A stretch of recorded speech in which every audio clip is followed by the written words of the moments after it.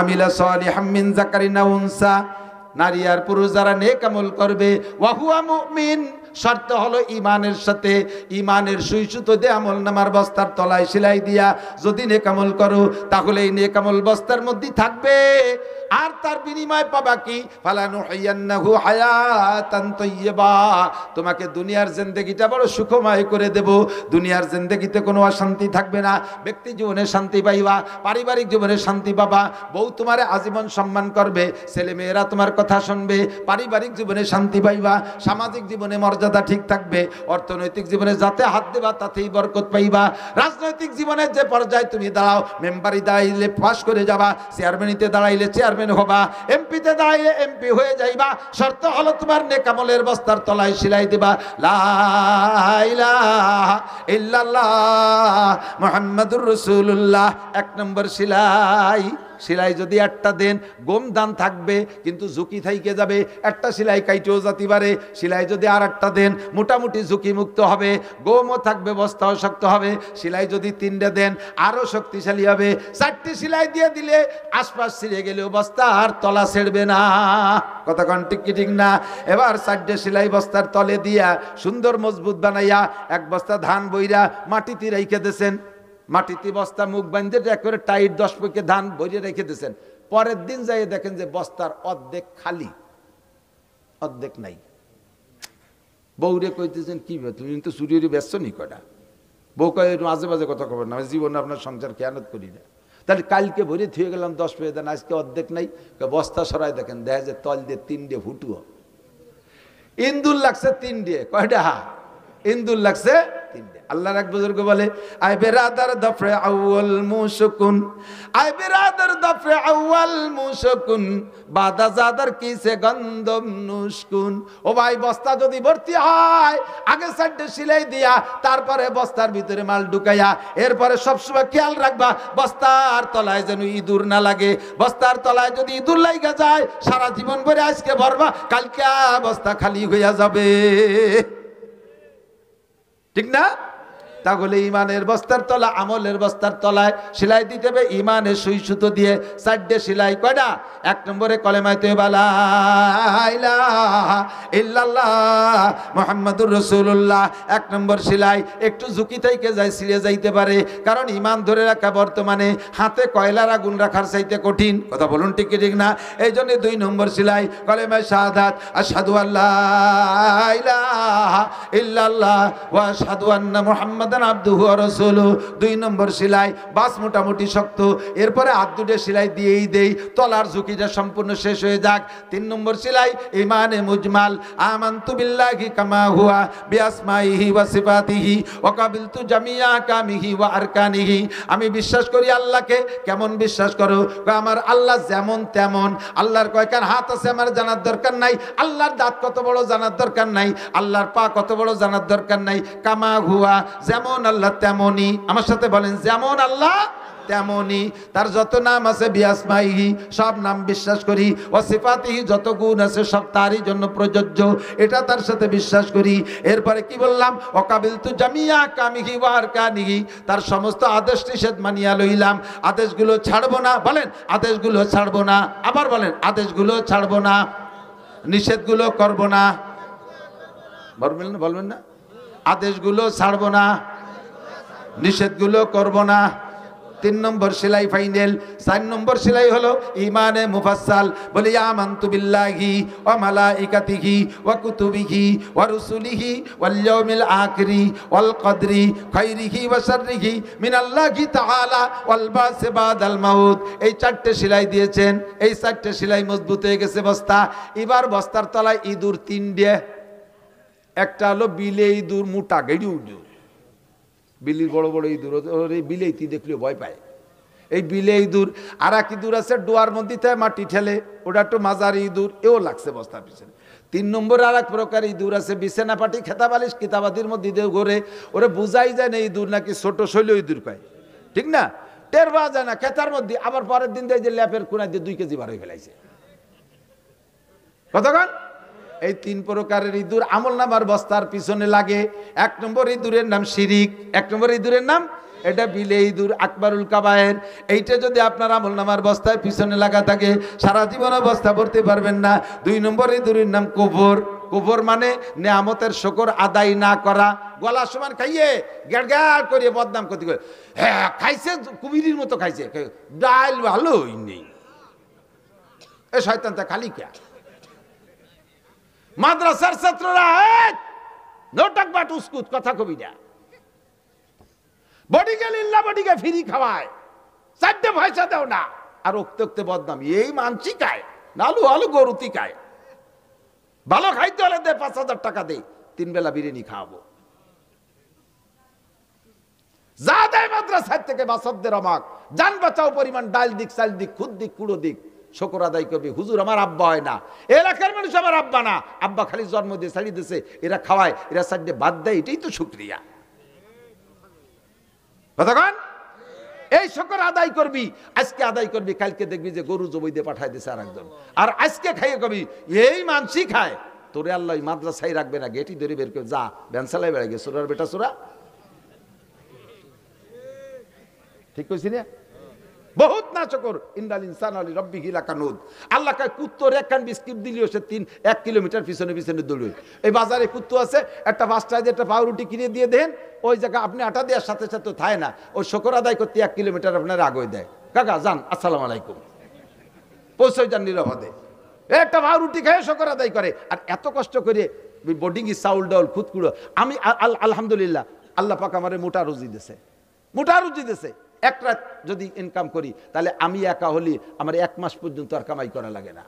আমি সেই মানুষ, আমার কোন সচিব সাহেব আমার প্লেটে ভাত তুলে দিতে পারলে সে শুকর আদায় করে, খুশি হয়। নাসির হুজুরে, এই আমি হুজুরে ভাত দিচ্ছি, ছবি তোল, মানে এটি তার জন্য এটা পুঁজি বানায় রাখতেছে, আমি হুজুরি প্লেটে 1 মুঠ ভাত উঠে দিতে পারছি।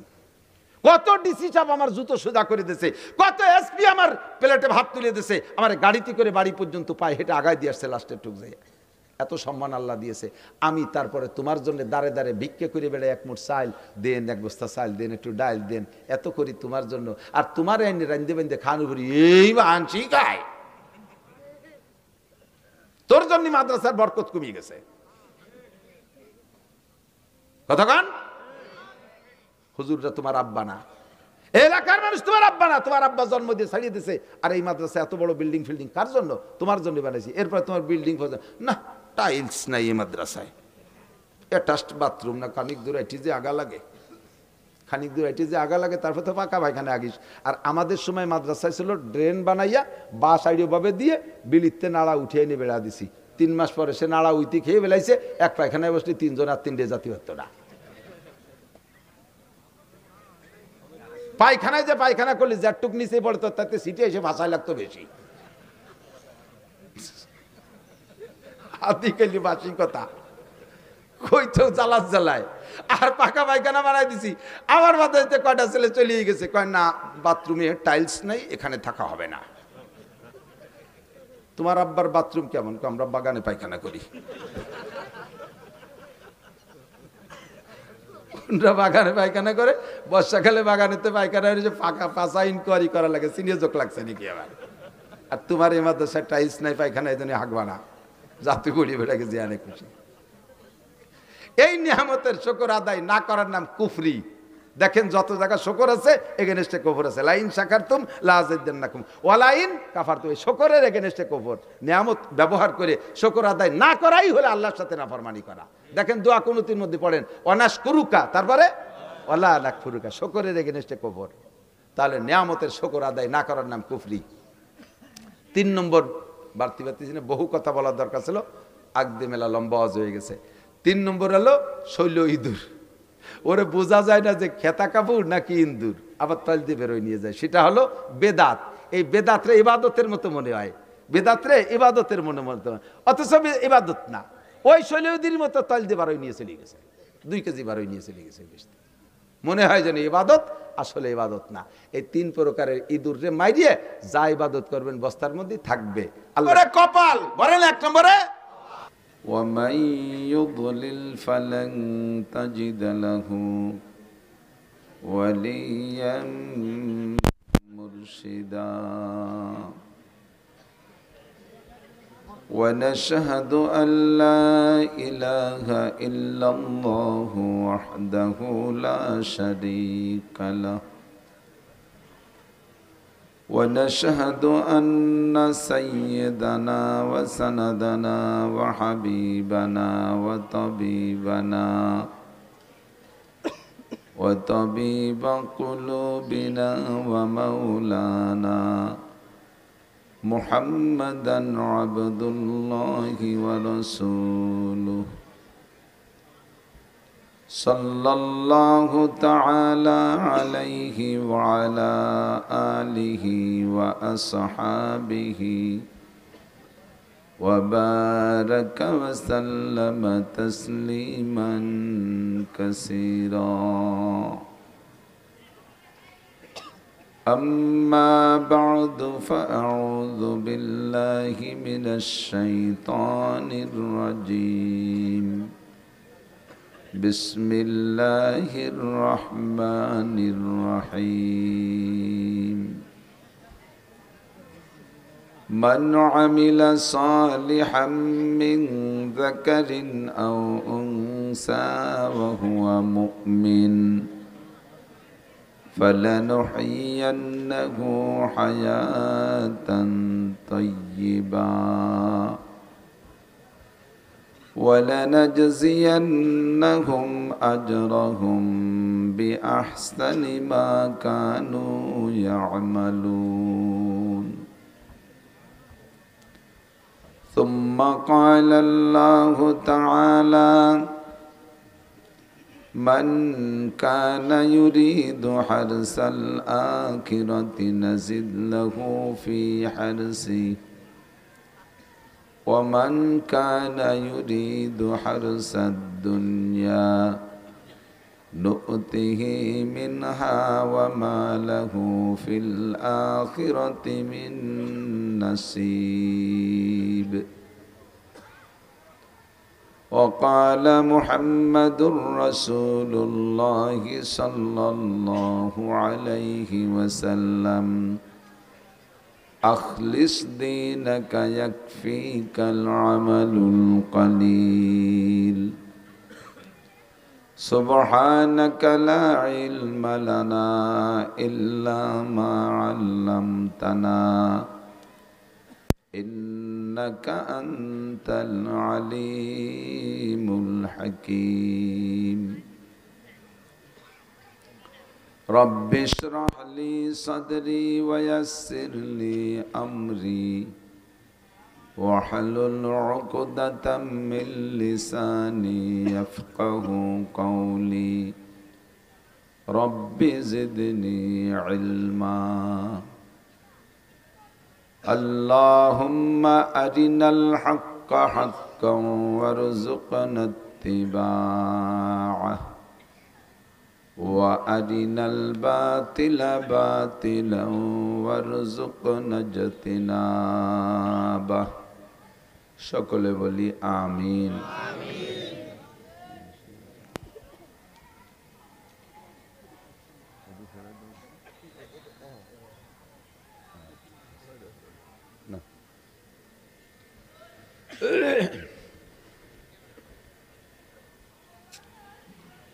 একটু দুরূদ শরীফ পড়ে নেই আল্লাহুম্মা সাল্লি আলা মুহাম্মাদিন ওয়া আলা আলি মুহাম্মাদ কামা সাল্লাইতা আলা ইব্রাহিম ওয়া আলা আলি ইব্রাহিম ইন্নাকা হামিদুম মাজিদ اللهم بارك على محمد وعلى آل محمد كما باركت على إبراهيم وعلى آل إبراهيم إنك حميد مجيد জামিয়ার বার্ষিক মাহফিলের সম্মানিত সভাপতি, মাদ্রাসার সুযোগ্য সুদক্ষ সাহেব ইলম, সাহেব আমল, সাহেব আমানত, সাহেবে তাকওয়া সাহেবে ফিকির হজরত মোহতামিম সাহেব হুজুর হাফিজাহুল্লাহ, উভয় মাদ্রাসার যোগ্য শিক্ষক শিক্ষিকা মণ্ডলী, আজিজাম তুলাবা, মাহফিল উপলক্ষে দাওয়াতি উলামায়ে কেরাম, এই অঞ্চলের অনেক অনেক উলামায়ে কেরাম, আইম্মায়ে মাসাজিদ, প্রাণপ্রিয় দেশবাসী, আল্লাহ তাবারাক ওয়া তাআলা শাহী দরবারে আমাদের পক্ষ থেকে পাঠাই অসংখ্য শুকর। যেহেতু অবিরাম রব্বুল আলামিনের অসংখ্য নিয়ামত আমরা উপভোগ করে চলছি, হাজারো নাফরমানি করা সত্ত্বে রব্বুল আলামিন তার নিয়ামত রাজি আমাদের থেকে বন্ধ করে দেন নাই। মেহেরবান আল্লাহ আমাদের উপরে তার অসংখ্য নিয়ামত অব্যাহত রেখেছেন। অসংখ্য নিয়ামতের থেকে এটাও একটি যে রব্বুল আলামিন এই ভাঙ্গা শহরের হাজারো লাখো মানুষের মধ্য থেকে বাছাই ছাঁটাই করে দারিয়ার মাঠ ময়দানে জান্নাতের সাময়িক জান্নাতের বাগানে আসার বসার জন্য তৌফিক ইনায়াত করেছেন। রব্বুল আলামিনের পক্ষ থেকে এই সুন্দর নির্বাচনে নির্বাচিত হতে পেরে জান্নাতি প্যাসেঞ্জার, জান্নাতি বাসিন্দা হতে পেরে শুকর আদায় করি আলহামদুলিল্লাহ। ময়দানটা বড় মোবারক ময়দান, বড় দামি ময়দান। অনেক আগ থেকে মাদ্রাসাটা চলে আসতেছে, বহুত বড়রা এ ময়দানে বয়ান করে চলে গেছেন। কাব্বারানি মৌতুল কুবারা, সে সকল মুরব্বীরা বেঁচে থাকলে আমি চেয়ার তো দূরের কথা, মাঠে নিচেও মাটিতে জায়গা পাতাম না। বুড়োরা মরে আমাদেরকে বুড়ো বানাইছে। বাংলাদেশের বড় বড় উলামায়ে কেরাম এ ময়দানে আপনাদের বয়ান করে চলে গেছেন। আশাবা সগীরা ওয়া আফনাল কাবীর, কাদরুল গদাতে ওয়া মাররুল আশি। আমিও অনেক দিন আগে একবার এসেছিলাম, তখন আমার দাড়ি পাকে নাই। এখন দাড়ির বেশিরভাগই পেকে গেছে, বার্ধক্যে চলে আসছি। 56-57 বছর বয়স হতে লাগছে। 40-এর পরের থেকেই বার্ধক্য শুরু হয়। হঠাৎ করে শুনবে একদিন আমার মৃত্যু খবর, কেঁদে কেঁদে আসবে সবাই, দিতে শুধু কবর। এখন যেদিকে যাই সেদিকে অনেক দাওয়াত পাই। যেখানেই চা খাইতে নামলেও চার দোকানদারও বলে, হুজুর আমাকে একটা মাহফিল করে দেয়া যায়। সব সময় দাওয়াত আসতে থাকে। একটা দিন এমন হবে আর কেউ আমাকে দাওয়াত দেবে না। খবর শুনলে হয়তো সম্ভব হলে গিয়ে 3 মুঠ মাটি দেবে, আমাকে আর দাওয়াত দেবে না। সেই দিনটা কত নিকটে কেউই জানি না। ইন্নাল্লাহা ইনদাহু ইলমুস সাআহ, আল্লাহ পাক মানুষকে অনেক জ্ঞান বুদ্ধি বিবেক বিবেচনা দিয়েছেন। যেই জ্ঞান দিয়ে তারা mike, light, current, computer, rocket, বিমান, বাস, ট্রাক, অসংখ্য যানবাহন এবং যন্ত্রপাতি আবিষ্কার করেছে। মহাকাশে ভ্রমণ করে এমন কঠিন কঠিন যানবাহন তারা তৈরি করেছে, কিন্তু 5টা বিষয় তারা জানতে পারবে না কোনো দিন। একটা হলো ইন্নাল্লাহা ইনদাহু ইলমুস সাআহ, কিয়ামত কবে হবে, দুনিয়া ধ্বংস কবে হবে, এর ডেট তারিখ ইসরাফিল আলাইহিস সালামকে আল্লাহ জানায় দেয় নাই। 2 নম্বরে ওয়ায়ুনাজ্জিলুল গায়স, কোন মেঘে কবে কোন তারিখে বৃষ্টি হবে সুনির্দিষ্ট সময় কেউ বলতে পারবে না। 3 নম্বরে কোন নারীর পেটে সন্তান আছে, ইন্নাল্লাহা ইনদাহু ইলমুস সাআ ওয়া ইউনাজ্জিলুল গায়স ওয়া ইয়ালামু মা ফিল আরহাম, কোন নারীর পেটে কয়টা সন্তান আছে, কন্যা না পুত্র, একমাত্র আল্লাহ ছাড়া কেউ বলতে পারবে না। ওমা তাদরি নাফসুম মাযা তাকসিবু গাদা, একটু পরে আগামীকাল বা একটু পরে কে কি ইনকাম করব, এটা আল্লাহ পাক ছাড়া কেউ জানে না।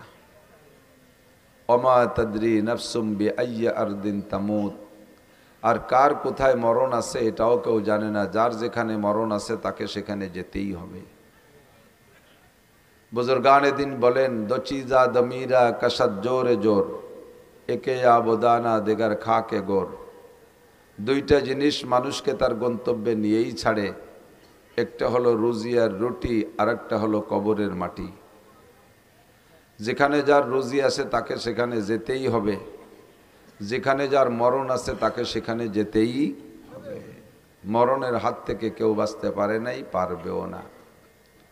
কাজেই হায়াত নিয়ে আমাদের কোনো বড়াই নাই, হায়াতের কোনো গ্যারান্টি নাই, মরণের গ্যারান্টি শতভাগ। সকলের কাছে দোয়া চাই, সকলের জন্য দোয়া করি যে আল্লাহ পাক রব্বুল আলামিন অতদিন যেন আমাকে হায়াত দান করেন যতদিন আমার দ্বারা তার দ্বীনের উপকার হবে এবং তার মখলুকের সেবা খেদমত হবে। এমন হায়াত চাই না যে হায়াতে আমার দ্বারা দুনিয়ায় দ্বীন ও দুনিয়ার কোনো উপকার না হয়, এরকম বেকার হায়াত চাই না। তবে সুস্থতার সাথে, ইজ্জতের সাথে, প্রশস্ত হালাল রিজিকের সাথে দ্বীনের সেবা খেদমত করতে পারি এমন হায়াত কামনা করি, যেন এভাবে আল্লাহ তাআলা আমাদের সুস্থতার সাথে, ইজ্জতের সাথে, প্রশস্ত হালাল রিজিকের সাথে লম্বা হায়াতে তয়বা দান করেন। সবাই বলি আমিন। আমরা ইবাদত বন্দেগি করি, এখানে যতক্ষণ বসে আছেন নীরবে চুপ করে বসে থাকলেও যতগুলি কথা, বিশেষ করে মাসআলা সংক্রান্ত যে জরুরি কথাগুলো উলামায়ে কেরাম বলে থাকেন, পরবর্তীতে আমল করব এমন নেক নিয়েতে বসে আছেন আর মাসালাগুলো শুনতে আছেন। প্রত্যেক এক একটা মাসালার বিনিময়ে বিশ্বনবী মুহাম্মদুর রাসূলুল্লাহ সাল্লাল্লাহু আলাইহি ওয়াসাল্লাম যেটা বলেছেন, খায়রুম মিন ইবাদাতি সিত্তিনা সানা, বেরিয়া লাগাতার বিরামহীন কাজা ছাড়া ধারাবাহিক একটানা 60 বছর নফল ইবাদত করলে যে নেকি, তার চেয়েও বেশি নেকি। কথাটা শুনে খুব আশ্চর্য লাগলো, বিধায় খুশিতে সুবহানাল্লাহ পড়ছেন। এটাও বৃথা যাবে না, এর বিনিময়ে জান্নাতের মধ্যে একটা বিশাল ফলদার গাছ লাগানো হয়ে গেছে, আর একটা লাগানো হয়ে গেছে, হতেই আছে। সুবহানাল্লাহ। কাজে এই জায়গাটা বসে থাকাও নেকি, এখানে বসে থাকাও নেকি। খায়রুম মিন ইবাদাতি সিত্তিনা সানা, খয়ের ইসমে তাবজিলের সিগা উলামায়ে কেরাম বোঝে। অর্থ হলো, মাদ্রাসার ছাত্ররা থাকলে সরফলারা মনে রাখবে, আরবিতে অনেক শব্দ আছে, প্রত্যেকটা শব্দের সংজ্ঞা আছে, পরিচয় আছে। ইসমে ফাইল কাকে বলে, ইসমে তাবজিল কাকে বলে, সিফাতে মুসাব্বা কাকে বলে, ইসমে মুবালাগা কাকে বলে, এর প্রত্যেকটার পরিচয় আছে। তো ইসমে তাবজিল বলা হয় ওই সিগায় সিফাতকে যার ভিতরে মানায় মাজদারি সর্বোচ্চ পাওয়া যায়, অর্থাৎ মূল অর্থ, শব্দের একটা মূল অর্থ থাকে, এই মূল অর্থটা যেই শব্দের ভিতরে সর্বোচ্চ পাওয়া যায় তাকে ইসমে তাবজিল বলে। কি মানে? খায়রুম মিন ইবাদাতি সিত্তিনা সানা। লক্ষ্য করতেছেন আপনারা? একটা মাসালা শুনলে এবং শিখলে, আমল করলে পরে নেকি, যেটা হবে আমলের নেকি আলাদা। শুধু আমলের নিয়তে মাসালাটা শুনলে শিখলে আপনাকে আল্লাহ তাআলা 60 বছর নফল ইবাদতের চাইতে বেশি নেকি দান করবে। সাহাবায়ে কেরাম বললেন, মিনাইয়া আমালিন ইয়া রাসূলুল্লাহ, 60 বছর তো নফল ইবাদত কত প্রকার আছে, কোন নফল ইবাদত? তো হুজুর বললেন, সিয়ামুহা ওয়া কিয়ামুহা। একটানা 60 বছর নফল নামাজ ও নফল রোজা রাখলে যে নেকি, তার চেয়ে একটা মাসালা শুনলে শিখলে বেশি নেকি। বোঝেন নেকি, নেকির মর্যাদা। কদরে গওহর শাহ বেদানদ ইয়া বেদানদ শাহপরি, কদরে গওহর শাহ বেদানদ ইয়া বেদানদ জওহারি, কদরে গুল বুলবুল বেদানদ ইয়া বেদানদ শাহপরি। নেকির মর্যাদা যে বোঝে সে নেকির জন্য পাগল হয়ে ছোটে, যে যার মর্যাদা বোঝে সে তাকে খোঁজে, যে বোঝে সে খোঁজে। সাহাবায়ে কিরাম নেকির মর্যাদা বুঝতেন, পাগলের মতো নবী পাকের সাথে ছুইটা মক্কার আরাম আয়েশের বাড়ি ফেলে মদিনায় শরণার্থী হয়ে যে উঠছেন। সাহাবায়ে কিরাম নেকির মর্যাদা বুঝতেন, সুখের শান্তির পছন্দের স্ত্রীকে ঘরে ফেলে রেখে ময়দানে যে গলা কাটাই দিয়ে শাহাদত বরণ করে নেকি কামাই করছেন। বড়রা নেকির মর্যাদা বুঝতেন, সারা রাত আরামের বিছানাকে ফেলে রেখে শীতের রাত্রে ওযু করে ঠান্ডা রাত্রে দাঁড়িয়ে দাঁড়িয়ে তাহাজ্জুদ পড়ছেন নেকির লোভে। যে যার মজা বোঝে সে তাকে খোঁজে। যুবকরা মোবাইলের মজা বোঝে, রাতভর 4 জন গোলে বসে বসে টিপাটিপি তালে থাকে। সুবহানাল্লাহ। আস্তাগফিরুল্লাহ।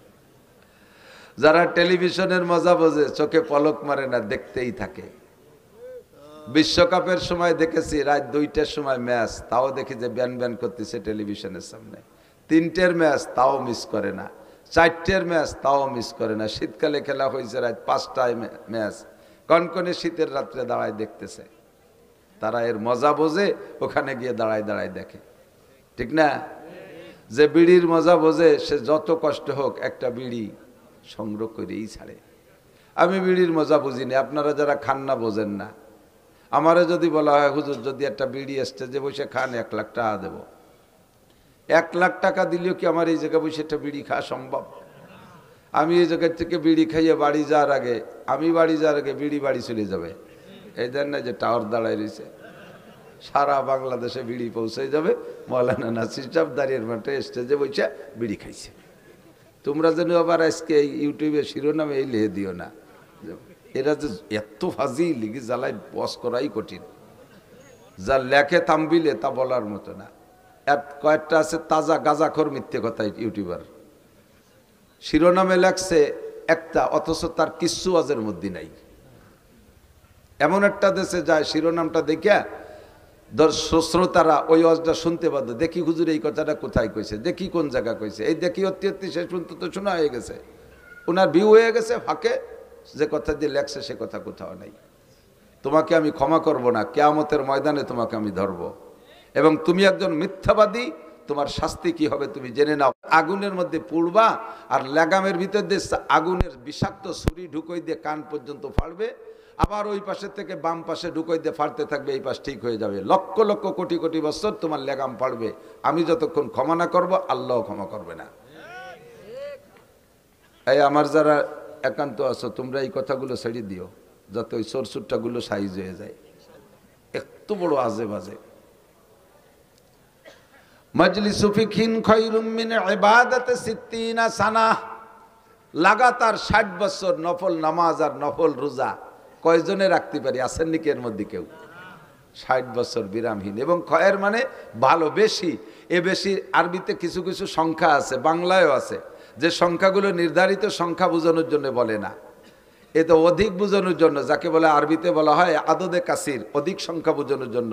মূলত যে সংখ্যা বলছে ওইটা না। যেমন লাইলাতুল কদর খায়রুম মিন আলফি শাহর, সবে কদরে 1 রাত ইবাদত করলে 1000 মাসের চাইতে বেশি নাকি? 1000 মাসের চাইতে, এখানে 1000 মানে 1000 না, হাজার হাজার মাস ইবাদতের চাইতে বেশি। বলি সুবহানাল্লাহ।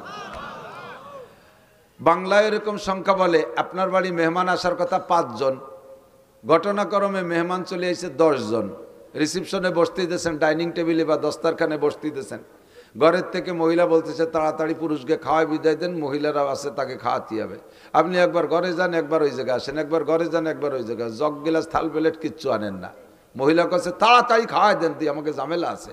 আরে কি কচু খাবো, 14-20 মেহমান আইছে, 14-20 মানুষ আছে। 14-20 কয়জন হয়?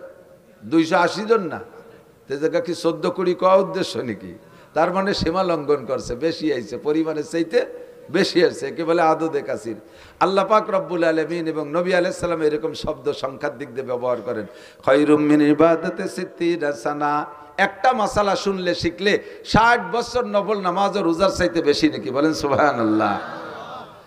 আল্লাহ, আমার এই জায়গায় একটু কনফিউশন ছিল, একটু অভিযোগ ছিল যে 60 বছর নফল নামাজ আর রোজা কত বিশাল নাকি? একটা মাসালার দাম তার চেয়ে বেশি হবে কেন? এরকম কি মাসালা আছে? তো পরে খুঁজে পেলাম অবশ্যই এরকম মাসালা আছে। ভালো করে বোঝেন, কিয়ামতের ময়দানে আল্লাহর কসম, উলামায়ে কিরাম সাক্ষী, কোন পাবলিককে আল্লাহ জিজ্ঞেস করবে না তাহাজ্জুদ পড়েছো, ইশরাক পড়েছো, আওয়াবিন পড়েছো, সাহস পড়েছো, শবে বরাতে নফল নামাজ পড়েছো, শবে কদরে নফল নামাজ পড়ছো, আইয়াম বিজের নফল রোজা রাখছো, শবে বরাতে রোজা রাখছো, মুহররমের নফল রোজা রাখছো। কোন নফল ইবাদত সম্পর্কে কেউকে জিজ্ঞাসা করা হবে না, কিন্তু কিয়ামতের ময়দানে ফরজ সম্পর্কে জিজ্ঞাসিত হবেন। আউয়ালু মা ইউহাসাবু বিহিল আবদু ইয়াউমাল কিয়ামাতিস সালাহ।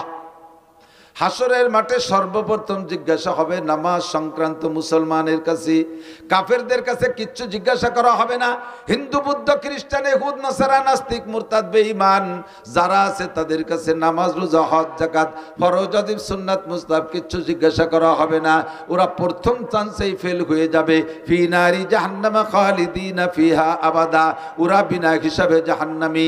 বাকি মুসলমান যারা থাকবে এদেরকে আল্লাহ পাক রব্বুল আলামিন চারটি প্রশ্নের জবাব না দিয়ে এক কদম বাড়তে দিবেন না। আনা উমরিহি ফিমা আফনা, 70-80 বছরের হায়াত কিভাবে কাটাইছো কইয়া যাও। কারাহা বা খলকিয়ারি জুমলা রাস্ত বা খুদা তসবির হিলা কায়রাওয়াস। ও মুরব্বী, তোমার দুনিয়ার কোনো কাজ পরিপাটিতে অভাব ছিল না। বাঙ্গার বাজারে কাপড়ের ব্যবসা করছো, 80 বছরে বুড়ো। তোমার কাপড়ের শোকেসগুলো কি সুন্দর সাজানো ছিল, তোমার ঘরটা কত সাজানো ছিল। বৃদ্ধ বয়সও মার দেওয়া ছাড়া কাপড় পরতে না, আয়রন করা ছাড়া, ইস্তারি করা ছাড়া কাপড় পরতে না, ময়লা কাপড় পরতে না, লুঙ্গি পর্যন্ত আয়রন করে পরতে।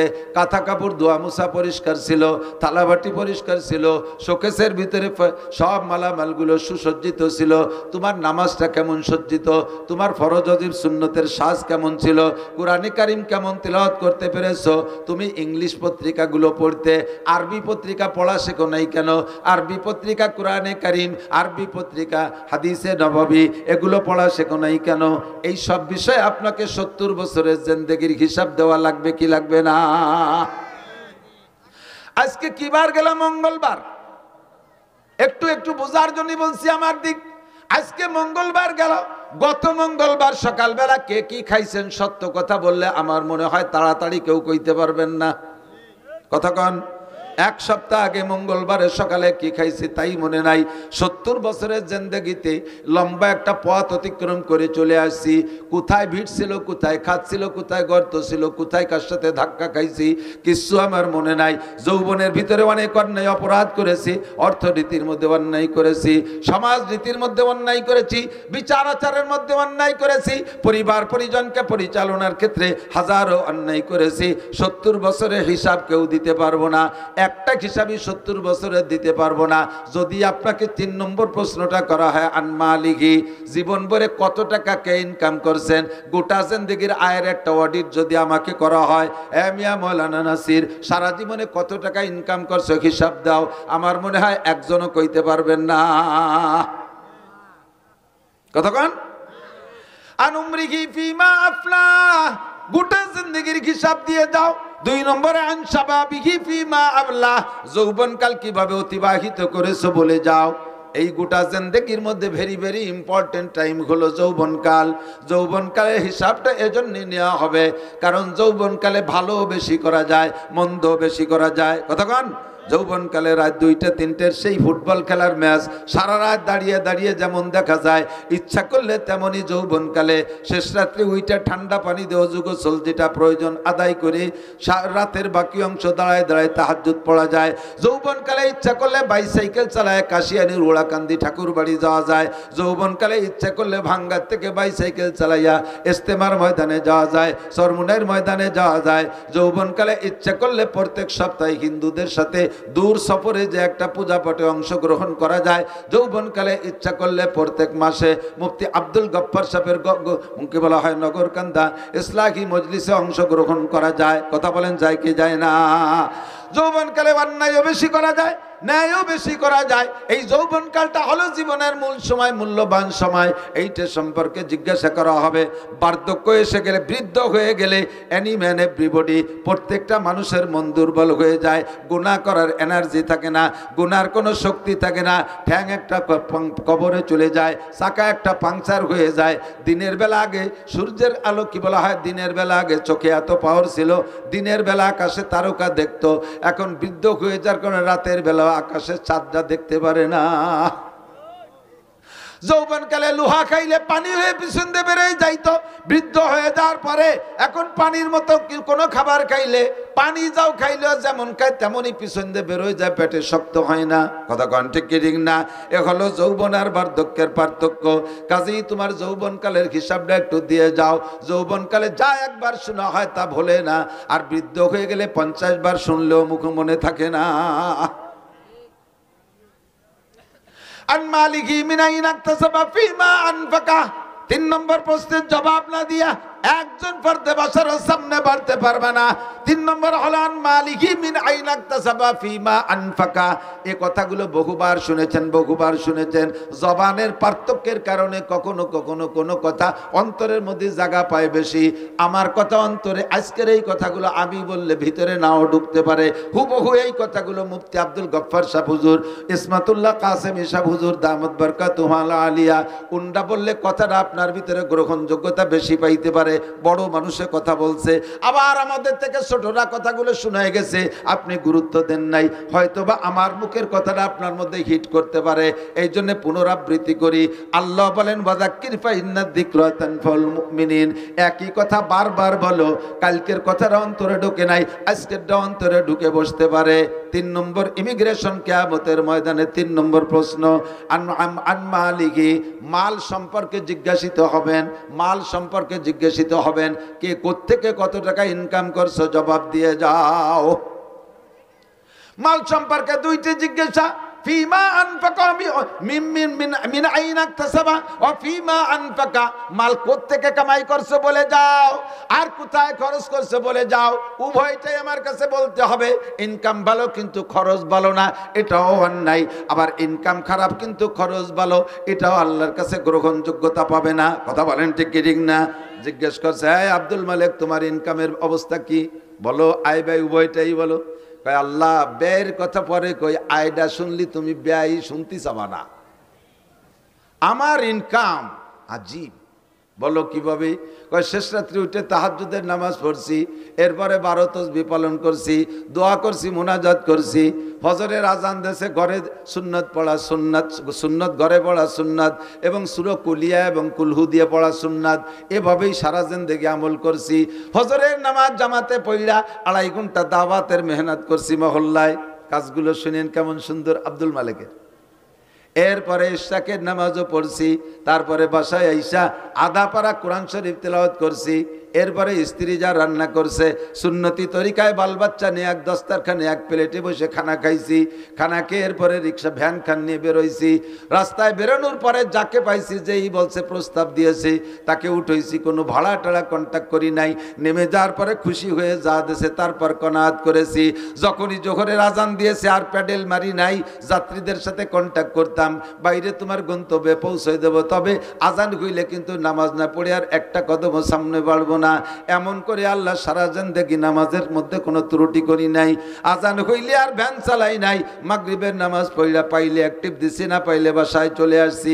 ঈশার নামাজ পড়ে সূরা ওয়াকিয়া পড়ছি, এরপরে সূরা মুলুক পড়া, এরপরে বাচ্চাদেরকে নিয়ে দস্তারখানে খানা খেয়া আল্লাহ ওযু সহকারে বিছানায় পিঠ দিয়েছি। বলো আল্লাহ, আমার ইনকামের মধ্যে ত্রুটি কোন জায়গায়? আল্লাহকে golden A plus thank you, welcome. তাল এদিকে আসো, তোমার জন্য দরজা খোলা, কিন্তু খরচ করছো কিভাবে, এটা একটু সঠিক হয়ে চলে যাও। খরচের ব্যাপারে একটা সমস্যা আছে। ওই শনিবারে ব্যারাকের কিস্তিতে টাকাগুলো দিয়ে দিছি।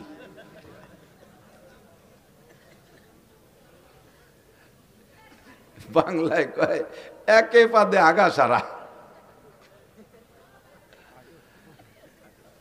বাংলা বোঝেন? মাঝে মাঝে রাত তো বেশি হয়ে গেছে, একটু রস না দিলে অনেকের ঘুম এসে যায়। আমাকে ওই পাশে নড়াইল জেলার একটা থানা আছে নড়াগাতি, আর বলবো না পরিচয়, আবার এই নড়াগাতিরাই শুনবেন আবার ইউটিউবে। সেদিন যে তাকে মধ্যেও কই আইছি ভাই নাই, বহু আগে ব্রিটিশ পিরিয়ডে ওই এলাকাতে প্রচুর হিন্দু মুসলমানও আছে। তো হিন্দু মুসলমান যুবকরা বিকেলবেলা ওখানে একটা জায়গা আছে, একটা স্পট, বসে বসে খোঁজ গল্প করে, এটা এই খেলাধুলা করে, আনন্দ ফুর্তি করে। তো ফাজলেমি করিয়া দুইজনে বাই ছাড়া ছাড়ি ফাল্লা লাগছে। একজনে একটা দেয় আর একজনে একটা দেয়, একজনে একটা দেয় আর একজনে একটা দেয়। আর আজকে তো আর আনরেডি, অপ্রস্তুতভাবে বেশি একটা সুবিধা হতে পারে না। এখন ওই জায়গায় দুইজনের পাল্লা হয়েছে। আগামী শনিবারে এই জায়গা বাই ছাড়িয়ে পাল্লা, যে যেভাবে পারো রেডি হয়ে আসবা। এই আটে কাড়াও দেশে ডেরা পিঠে যে অমুক জায়গায় এই হবে, এ কি কোয়ার মতো জিনিস। জীবনে ঘোড়া দাবর দেখছে, আড়িয়ে নাড়ই দেখছে, কত খেলা দেখছে, কিন্তু এ তো আর কেউ শোনে নাই করে দিন। এ শুনে দর্শক হয়েছে সেই হারে, মাঠ ভরে গেছে, দুইজনে দুই চেয়ারে।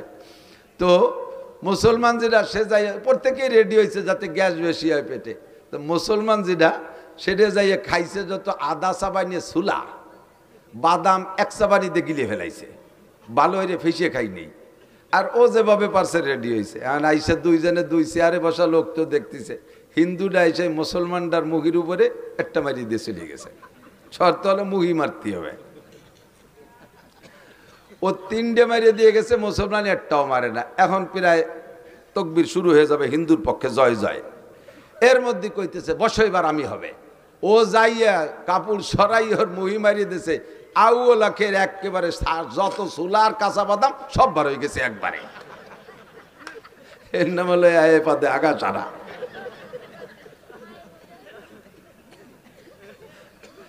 সারা জীবন বইয়া এত দরবেশে ইনকাম করছো, তাহাজ্জুদের টাকা কোনো তা ছাড়ো নাই, পায়ে গায়ের রক্ত পানি করে ইনকাম করছো, খরচ করছো কোন জায়গায় একটু কইয়ে যাও। কয় আল্লাহ গ্রামীণ ব্যাংকের কিস্তি দিছি, আশার কিস্তিতে সব, এই কথা কইস না, আশার কিস্তিতে দিছি, অমুক জায়গা সুদে দিনায় টাকাগুলো দিয়ে দিছি। আল্লাহ কয় নো টক বাটুস্কুত, কথা হবে না, পিঠে সালা বান্ধ,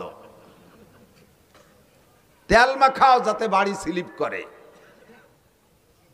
তোমার আল্লাহ আমার ইনকাম সম্পর্কে তুমি ও জায়গা হাত দিও না, খরচটা কিভাবে আছে এটা একটু শুনে নাও। এই শুনলি তুমি আর অধিক জাতি চাবা না, কও তাই খরচই আগে কও। কয় আল্লাহ প্রত্যেক বছর জাকাত পাই টু পাই আদায় করছি, প্রতিবেশী কত মানুষের যে ঘর বাড়ি বানায় দিছি তার ঠিক নেই, কত মানুষের মেয়ের বিয়েতে সম্পূর্ণ খরচ আমি দিয়ে দিছি। এরপরে কুরবানি দিছি হাটের সবচেয়ে বড় গরু, জাকাত তো দিয়েছি, বছরে প্রত্যেকবার এক একটা উমরা করছি, হজ করছি 5 বার। শুনিও আমার ইনকামের খরচের বিষয়। এরপরে কত মানুষকে যে আমার টাকা দিয়ে তবলিগি পাঠাইছি ঠিক নাই, আর মাদ্রাসার মসজিদও আমার করে দেয়া, উত্তর পাশের বিল্ডিংও আমার করে দেয়া। লাস্টে শেষবার যখন হজে গেছি আল্লাহ, যাইয়ে দেখি যে কাবা ঘরের গিলাপ দেবে, সে জায়গাও শুনিয়া ও জায়গা 10 লাখ টাকা দিয়ে আসছি। তুমি কও আমারে কিভাবে ঠেকাবা? আল্লাহ কয় তুমি কি চাকরি করতে? কয় এই চাকরি করতাম। বেতন কত ছিল? 25,000। তা 25,000টা বেতনে তুই এত তাতে টাকা বালি কোন জায়গা? তাই ক এতটা করতে টাকা বালি কোথায়? কয় রাস্তায় দাঁড়াইতাম, ট্রাকের সাথে একটু মুসাফা টুসাফা করতাম, এইভাবে যে কোনো একটা সেল একটা ব্যবস্থা। তুমি ওদিকে হাত দিও না, দেখো এই পাশ কত সুন্দর। আল্লাহ কয় পাছায় সালাবান, ধুলাই হবে শয়তান। তোর সুদিয়া টাকা, তোর ঘুষিয়া টাকা, তোর হারাম টাকা দিয়ে আমার কাবা ঘরে গিলাপ দিছিস। আমার দিন তোর মতো হারাম খোরের কাছে ঠিকানা। আমার দিন আমি চালাবো। ইউরিদুনা লিইউতফিউ নূরাল্লাহি বিআফওয়াহিহিম আল্লাহু মুতিম্মু নূরিহি ওয়ালাউ কারিহাল কাফিরুন। আল্লাহু আকবার। আমার ধর্মের বাতি নিবানোর জন্য কেউ চেষ্টা কম করে নাই। ইহুদ নাসারা হিন্দু বৌদ্ধ খ্রিস্টান সকলেই আমার ধর্মের বাতি নিবানোর চেষ্টা করেছে। চেরাগের আগে ইজাত বারে ফরুজাত কাছে কাস্তাব জানাদরে শেষ বসুজাত। ধর্মের বাতি নিবানোর বহুজনের চেষ্টা করেছে, আমার ধর্মের বাতি আমি জ্বালাইছি। আমার ধর্মের বাতি জ্বালানো বাতি তেল আমি দেই। ওই বাতিরে নিবাইতে আসলে তার দাড়ি মুখ মাথা সব পুড়ে আগুনে সরকার হয়ে যায়। আমার ধর্মের বাতি কেউ নিবাইতে পারে নাই, পারবেও না। তোর ঘুষকা টাকা দিয়ে ধর্মের বাতি জ্বালাইতে বলছে কে? তোর সুদের টাকা দিয়ে আমার ধর্মের বাতি জ্বালাইতে বলছে কে? শয়তান, তোর ইনকামের টাকা আমি চাই নাই। মিন আইনাক তাসাবা ফিমা আনফাকা। ঢাকায় গেলে রিকশা চালাইতে চালাইতে কিছুদিন পর ঢাকার প্রাণ কেন্দ্রে 10 তলা দালান, টাকাটা কোত্থেকে পাইলে একটু আমার কাছে জবাব দিয়ে যাও। 4 নম্বর প্রশ্ন, মাদা আমিলা বিমা আলিমা। ও মুসলমান, এই 2 দিন ব্যাপী মাহফিলের থেকে উলামায়ে কেরামের কাছ থেকে কম কথা শোনো নাই। জীবনে বহু মাহফিল থেকে আল্লাহু আকবার। আমার মনে হয় যে কোনো একজন বক্তার সম্পূর্ণ বয়ান যদি ইউটিউবে থেকে কালেকশন করে শোনেন, তাহলে ব্যক্তি জীবন থেকে নে জন্ম থেকে নে মরণ পর্যন্ত সুন্দর একটা জীবন ব্যবস্থা ওই বয়ানের মধ্যে থেকে সংগ্রহ করতে পারেন। আমি যত বয়ান করি আমার একটা খেয়াল রাখি যে এক জায়গায় একই কথা বারবার বললে মানুষের চর্বিত চর্বণ মনে করবে। তবে সেই বয়তে যে আসল কথাগুলো বলবো না তা না, একেবারে বিবাহ শাদী থেকে নিয়ে মরণ পর্যন্ত ধারাবাহিক মানব জীবনে যেখানে যা লাগবে সব কথাগুলো আল্লাহর রহমতে বলা আছে, ইউটিউবের ভিতরে শুনবেন, দেখবেন। আদর্শ মুসলিম পরিবার সদস্য হুজুরের লেখা একটা বই আছে, বইয়ের মধ্যে যা আছে আমার বয়ানের মধ্যে হুবহু তাই আছে। ব্যক্তি জীবন কিভাবে চলবেন, রাজনীতি কিভাবে করবেন, খেত খামার কিভাবে করবেন, জেনারেল পড়াশোনা কিভাবে করবেন, বিবাহ শাদী কিভাবে করবেন, দাম্পত্য জীবন কিভাবে কাটাইবেন, নামাজ কেমন করে পড়বেন, নামাজের মধ্যে কঠিন কঠিন টুকিটাকি মাসালা আছে, এগুলো নষ্ট হওয়ার কারণে কি সমস্যা, রোজা কিভাবে রাখবেন, হজের মাসালাগুলো সব বলা আছে। এই বয়ানগুলো আপনারা বয়ান মাঠ থেকে শুনেছেন। আল্লাহ পাক জিজ্ঞেস করবে মাদা আমিলা বিমা আলিমা, এতদিন পর্যন্ত যা শুনেছো এরপর আমল কতটুকু করছো বান্দা একটু বলে যাও। জবাব দিতেই হবে, জবাব না দিয়ে সামনে বাড়া যাবে না। যা বলতে চাইছি, আমার আপনার জিন্দেগিতে যত ইবাদত বন্দেগি করি না কেন, আউয়ালু মা ইউহাসাবু বিহিল আবদু ইয়াউমাল কিয়ামাতিস সালাহ, হাসরের মাঠে সর্বপ্রথম জিজ্ঞাসা হবে নামাজ। একটু জোরে বলেন কি? সবাই বলছেন কি? নামাজ কি? নামাজ সম্পর্কে, নামাজ সম্পর্কে জিজ্ঞাসিত হব। বলেন নামাজ সম্পর্কে জিজ্ঞাসিত। বলছেন তো সবাই? সবাই বলছেন তো? আমালাইনিল্লাল বালাগ, অশেষ, আমার দায়িত্ব খালাস। কিয়ামতের ময়দানে আপনাকে আল্লাহ জিজ্ঞেস করবে নামাজ পড়িস নাই কেন? আপনি বলে আল্লাহ আমরা কত ভালো মানুষ তুমি জানো না, এই হুজুরকে ডাকিয়ে নিয়েছি মোটা মোটা টাকা দিয়ে, এত বড় বড় হুজুর, আল্লাহ মাতু দাঁড় কুমকুমাতু নারকেলা গাছের থোড়, হাওড়ার ব্রিজ, তাল গাছের গোড়া, বাজারের মোড়া, রইসু শায়াতিন, আন্তর্জাতিক গতি সম্পন্ন কত তাই দিয়ে পোস্টার ভরি ফেলাইছে।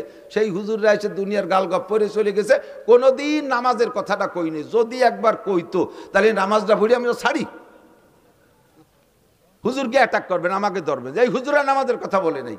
সেদিন আল্লাহ বলবে আমাকে, এ মৌলানা খালি খাইয়ে দিয়ে পয়সা নিয়ে চলিয়েছিল কি, নামাজের কথা কইস নেই কেন? আমি বলে আল্লাহ অবশ্যই বলছি। তুমি বিশ্বাসটা হয় ওর আমল নামা দেখো। এবার আমল নামা খুলে দেখবে, তার ভিতরে অডিও ভিডিও সব আছে। মায়াল ফিজুমিন কাউলিন ইল্লা লাদাইহি রাকিবুন আতীদ, মুখ থেকে যে কথাটা বের করবেন অন্তরে হাজারো খারাপ কুকল্পনা করলে আল্লাহ ফেরেশতাদেরকে আমল নামায় লিখতে দেয় না। মনে মনে বিশাল বিশাল প্ল্যান করছেন, একেবারে ডোনাল্ড ট্রাম্পের মেয়ে বিয়ে করবেন, তারে যে মাথা ফাটায় ফেলায় দেবেন, এগুলো মনে মনে কল্পনা করছেন। যতক্ষণ মুখে উচ্চারণ করবেন না ততক্ষণ পর্যন্ত লেখা হবে না। আর যে কথা মুখ দিয়ে বের করবেন সঙ্গে সঙ্গে লেখা হবে। কাজেই আপনি কিয়ামতে আমারে অ্যাটাক করতে পারবেন না। আমি সবাই রেতে বলাই দিছি, মুখ দিয়ে বলে ফেলাইছেন, আপনার আমল নামায় লেখা হয়ে গেছে। কিয়ামতের মাঠে সর্বপ্রথম জিজ্ঞাসা হবে নামাজ। নামাজের প্রশ্নে যে জবাব দিয়ে পার হয়ে যেতে পারবে ওর কোনো জায়গায় কোনো ঠেক হবে না। নামাজের কারণে সব জায়গায় আল্লাহ তারে পার করে দেবে। কেন দেবে? কেন দেবে? নামাজের কারণে কেন তারে সব জায়গা পার করে দেবে? আল্লাহ পাক বলেন নামাজ যে ব্যক্তি সঠিকভাবে পড়ে সে কোনো অন্যায় করে না। ইন্নাস সালাতা তানহা আনিল ফাহশাই ওয়াল মুনকার ওয়ালা যিকরুল্লাহি আকবার। নামাজ এমন একটা তাবিজ, নামাজ এমন একটা ক্যাপসুল, নামাজ এমন একটা ইনজেকশন, এই নামাজ এমন একটা টিকা, ওই টিকাটা লাগাইলে আর কোনো রোগ হয় না, আর কোনো রোগ হয় না। দেখবেন মাঝে মাঝে পোলাপানের টিকা দেয়, দেয় না? টিকা দেওয়ার অবস্থা মনে আছে নাকি? টিকা দেওয়ার সিস্টেম কি? যে বাড়ি টিকা দেবে ওই বাড়ির সামনে বড় একটা ব্যানার টানায়, আছে না?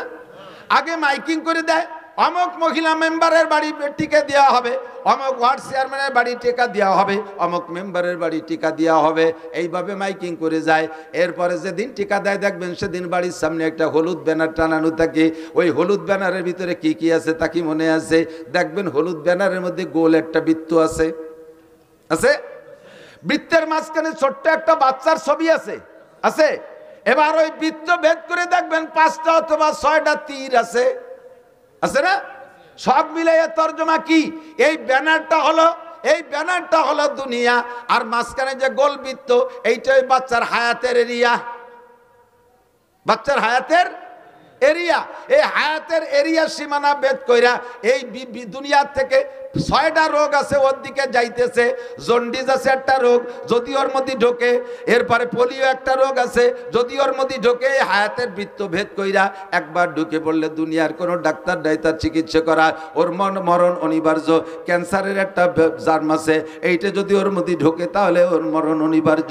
এই 6টা রোগ মানে 6টা তীর মানে 6টা রোগ। এবার হায়াতের বৃত্ত ভেদ করে বাচ্চার দিকে 6টা তীরে 6টা রোগে আক্রমণ করতেছে। এবার ডাক্তাররা গবেষণা করে দেখছে দেখছে এই রোগগুলো যদি দেহের মধ্যে ঢুকে যায় তাহলে আর চিকিৎসা হবে না, কাজে এই রোগের আগে প্রতিরোধ করতে হবে। এই প্রতিরোধের জন্য একটা টিকা তৈরি করছে, যেই টিকাটা নিয়মতান্ত্রিকভাবে কয়েক মাস যাবত দিলে ওই 6টা রোগ তার মধ্যে ঢুকতে পারে না, 6টা রোগ ঢুকতে পারে না।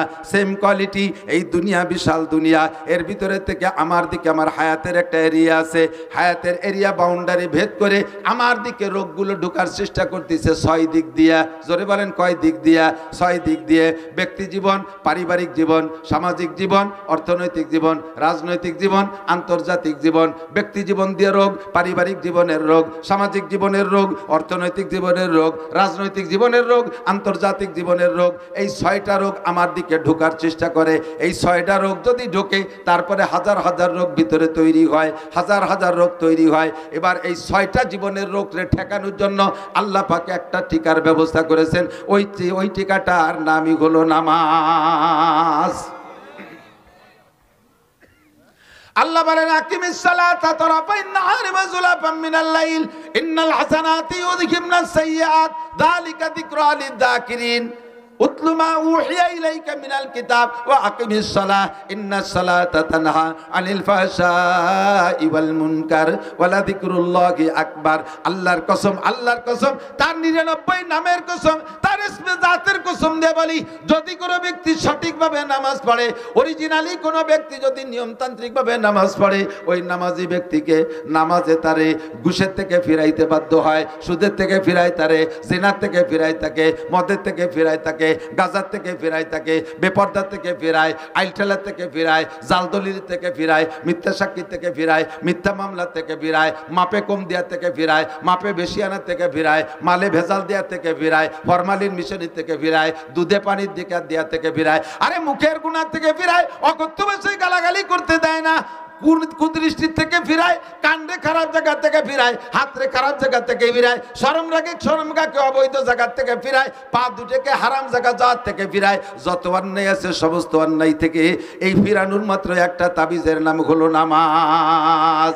এই নামাজ হলো ফরজ নামাজ। একটু জোরে বলেন কি নামাজ? এক ওয়াক্ত ফজরের 2 রাকাত ফরজ নামাজের দাম, ফজরের 2 রাকাত ফরজ নামাজের দাম কত? সারা জীবন 60 বছর নফল নামাজ আর নফল রোজা না। যদি কেউ আল্লাহ 60 লক্ষ বছর হায়াত দেয়, 60 লক্ষ বছর নফল নামাজ আর নফল রোজা রাখলে যেই নাকি ফজরের 2 রাকাত নামাজের দাম তার চাইতে বেশি। এবার আমি ওখান থেকে মাসালা বের করছি, এদিক তাকান। একটা মাসালার দাম 60 বছর নফল নামাজ ও রোজার চাইতে বেশি কেন? কারণ নফল তো সারা জীবনের নফলের দাম ফরজের সমান হবে না। আবার বহু মুসলমান আছে যাদের একটা মাসালা না জানা থাকার কারণে, ছোট্ট পিন সাইজের একটা মাসালা না জানা থাকার কারণে জিন্দেগির বহুত ফরজ নামাজ নষ্ট হয়ে গেছে। আমার দিক জিন্দেগির বহুত ফরজ নামাজ নষ্ট হয়ে গেছে। ভেরি ভেরি ইম্পর্টেন্ট একটা মাসালা আপনাদের জন্য আমি সংগ্রহ করছি। এই মাসালাটার দাম আপনি নিজেই জবাব দেবেন। ওই মাসালাটা না হওয়ার কারণে, সঠিক না জানা থাকার কারণে ফরজ নামাজ নষ্ট হয়েছে। আর 2 রাকাত ফরজ নামাজের দাম 60 লক্ষ বছর নফল নামাজের চাইতে বেশি। কথা বলুন ঠিক কি ঠিক না? এবার সেই মাসালাটা কি মাসালা? আপনি ইমামের পিছনে নামাজ পড়েন। আমি তো একটা দাড়ি যখন গজাইছে, নিতান্ত গরিব বাপের ছেলে ছিলাম আমি। এখনো পর্যন্ত আমার আব্বার রেখে যাওয়া যা আছে তার থেকে 1 ইঞ্চি জমিও আমি ভাগে পাইনি। আব্বার ইনকাম থেকে আমি একখান ভাঙ্গা টিন, একখান ফুটো থালও ভাগে পাইনি। ছোট্ট একটা সংসারের আমরা সন্তান ছিলাম। আমার আব্বা গরিব মানুষ কৃষক ছিলেন। যা কামাই করছেন কোনো মতে আমাদের খাওয়াই বাঁচাইছে। সোনের একটা ঘর ছিল আমাদের, 5 শতাংশ জমির উপরে বাড়ি, ছোট 2 ভাইরে বাড়ি, ঘরটর যা ছিল সব দিয়ে টিয়ে আলাদা বাড়ি করছি, জায়গা কিনে। আমরা বড় 2 ভাই, বাপের কিছু পাইনি। বাপের 1 বস্তা দোয়া পাইছি। ছাত্র বয়সে আব্বা টাকা দিতে পারতেন না, এসে গেলে একটু বলা লাগে। বহুত ছাত্ররা আছে তারা অভাবের কারণে পড়া বাদ দিয়ে চলে যায়। আমি এটা আদৌ বিশ্বাস করি না। আমার আব্বা আমাকে 11-12 বছর মাদ্রাসায় পড়ছি, যা 2-1 পয়সা দিতে পারতেন কষ্ট করে, সম্পূর্ণ 12 বছরের টাকা একত্রিত করলে 100 টাকা হবে না। বিশ্বাস করতে পারবেন না। তাহলে কিভাবে পড়ছি, কিভাবে যে পড়ছি এটা আমিও জানি না। যখন একটা দাড়ি গজাইছে তখন আমি সাবালেগ হয়েছি, এইটা বুঝাইয়া এই দাড়িটা দেখাইয়া মসজিদের ইমামতি নিছি। সেই থেকে ইমামতি করতে করতে দাওরা হাদিস পর্যন্ত পাশ করছি। আলহামদুলিল্লাহ। তবে আমার ইমামতির কারণে কোনোদিন আমার পড়ার উপরে কোনো প্রভাব পড়ে নাই। মাদ্রাসা থেকে 4 কিলোমিটার দূরে লজিং থাকছি, বড় একটা মধুমতি নদী পার ওই ওপার। জিন্দেগিতে 1 ঘন্টার 1 মিনিটও আমি পিছিয়ে পড়ি নাই। জল বৃষ্টি তুফান যাই হোক আমার কোনো ক্লাস মাইন নেই, এবং জীবনেও কোনোদিন ক্লাসে সেকেন্ড হই নেই। তাহলে মনে হচ্ছেন থার্ড হইছি। গহরডাঙ্গা বোর্ডে টাইটেলের বছর আমি ফার্স্ট স্টার্ট করেছি। অনেকে এগুলো ক্রেডিট বললে কিছু মনে করতে পারেন, একটা জিনিস বোঝানোর জন্য বলছি, জাস্ট এই কথাটাই বোঝানোর জন্য যে অভাবের কারণে লেখাপড়া ঠেকে থাকে না। তো সেই থেকে ইমামতি করতে করতে অভিজ্ঞতা আছে যে মুসল্লি ভালো ডকশক দেখলি বাড়ি পাকা মুসল্লি তা না। এত বড় পাগড়ি 3 খেতায় দিয়ে বাঁধছে, 43 বন্ধের যুব্য একটা গায়ে, ওর বাবা গাড়ির উপরে যায় নামাজ, বগলে দস্তারখান, হাতে কুড়া লাঠি, 500 দানা তসবি, চশমা পাই দিয়ে কি না চশমা সহে দিয়ে কি ডাটে সাটে ঠেকে যেন খুব বহুত বড় আলেম। বোমা মারলেও ভিতরে তো একটা বা বেরোয় না, জাল খেয়াও দিলে টালিব বেরোয় না। মশলা তো দূরে থাক, আমাকে ওই পাশে জেলা নড়াইল আছে না, আর আমাদের গোপালগঞ্জের শেষ থানা কাশিয়ানির শেষ মাথায় একটা গ্রাম আছে নড়াইল, নড়াইল গ্রাম আছে, ব্যাসপুর নড়াইল পায়। তো এই ব্যাসপুর নড়াইল ওই গোপাল নড়াইল জেলা নড়াইল থেকে একটা তবলিগ জামাত আইসে। এই তবলিগ জামাত আইসা এক মসজিদে 3 দিন 3-4 বুড়োরে টার্গেট করছে। যুবকদের যা পড়াইছে পারছে, বুড়োকে তো বেরেন কম, 4 বুড়োরে ধরছে। কাকা মশলা মশাইল কি দেখি জানেন? কিচ্ছু না, নামাজ পড়তে পড়তে কপালে দাগ হয়ে গেছে, আলহামদুলিল্লাহ তো জানেই না, আরো কত তা জানে না। তা শুনলে আশ্চর্য হবেন, এই 4 বুড়ো কলেমায় তো এবাও জানে না। লাস্টে যে ধরা পড়ছে কলেমায় তো এবার, যখন ইন্টারভিউ নিচ্ছে দেয় যে বুড়োরা কলেমাই ভর্তি পারে না। কাল যাবেন মরিয়ে, কাল নাও আসতে পারে, আজও মরতে পারেন। বয়স 75-80 হয়ে গেছে আর আজও কলেমাটা পড়তে পারেন নাই। মান কানা আখিরু কালামিহি লা ইলাহা ইল্লাল্লাহ ফাদাখালাল জান্নাহ, যার জীবনের শেষ কলেমা লা ইলাহা ইল্লাল্লাহ, ওইটা বিনা হিসাবে জান্নাতে চলিয়া যাইবে। সেই কলেমাটাই পড়া শিখলেন না। আপনি নামাজের কি গোড়ার ডিম পড়ছেন, এতদিন ইবাদত বন্দেগী কি কসু করছেন, কলেমাই যদি না জানেন। এই 3 বুড়ো 4 বুড়োরে নিয়ে 4 দিন পর্যন্ত আমির সাহেব কলেমার মস্ক করাইছে। এই যে দেখ 500 না পাল্টিয়েছে, যত খুদকুড়ো কাটা সামনে বসে জীবন বইয়ে ওয়াজ করবো কি কসু। শিক্ষিত জ্ঞানী গুণী ভালো মানুষ যদি সামনে বসে, তাদের দিক নজর পড়ে ওয়াজের কোয়ালিটি সেই রকম হয়। আর এই যে খুদকুড়ো গুলো এসে সামনে বসে থাকে, ওয়াজ বোঝেও না, যে চানাচুর বাদাম নিচে কাটুর কুটুর অতি তালে হয়েছে শৈল ইন্দিরির দল। যা তোরা আমার কাছে 10টা নিয়ে যা, দোকানে যা, আমার দিকে বৈশা 3 দিন পর্যন্ত মসজিদে মস্ক করাইছে কলেমা। শেষের দিন মাহফিল আমার ওই এলাকায়, আমার কাছে এসে রিপোর্ট দিচ্ছে, হুজুর সব মাহফিলে আপনি তবলিগের তশকিল করেন, তবলিগের কথা বলেন, আপনার এলাকায় এটা তবলিগ করেন না। কি সমস্যা কি? এই ঘটনা 4 বুড়ো যে কোনো সময় মরতে পারে, 75 থেকে 80-র মধ্যে বয়স, আজও কলেমাটা ভর্তি পারে না। এই 3 দিন পড়াইছি, তাও ঈশার সময় ইন্টারভিউ নিছি, হয় না। কি কয়? লা ইলাহা মুহাম্মাদুর রাসূলুল্লাহ, লা ইলাহা মুহাম্মাদুর রাসূলুল্লাহ। রাগ হয়ে ধমক দিয়ে যে কোনো সময় মরতে পারে, আজও কলেমা ঠিক করে ভর্তি পারে, লা ইলাহা মুহাম্মাদুর রাসূলুল্লাহ। মাঝে ঠিক করলে কোথায়? বুড়োরা আমার রাগ করে কয় সব জায়গার কলেমা একরকম না মিয়া, তুই কলি হয়ে যাবে, সব জায়গার কলেমা একরকম। তোমাকে নড়াইলে কলেমা লা ইলাহার পরে ইল্লাল্লাহ আছে, ইবার আসতে থাকে না, এইরকম নাকি? বহুজন আছেন এখনো পর্যন্ত 4টে কলেমা শুদ্ধ করে বলতে পারে না, আছে না নাই কথা কয়? বহু মুসলমান আছে, বহু মুসলমান আছে। এর মধ্যে ইমানে মুফাসসালের ইন্টারভিউ নিলে ঝরে যাবে অর্ধেক, ইমানে মুজমালের ইন্টারভিউ নিলে ঝরে যাবে অর্ধেক।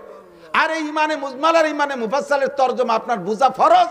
বিশ্বাস করার সাথে সাথে বুঝার আগে, বিশ্বাসের আগে বুঝতে হবে, বুঝে তারপরে বিশ্বাস করতে হবে। পারেন না বহু মানুষ। কথা কন।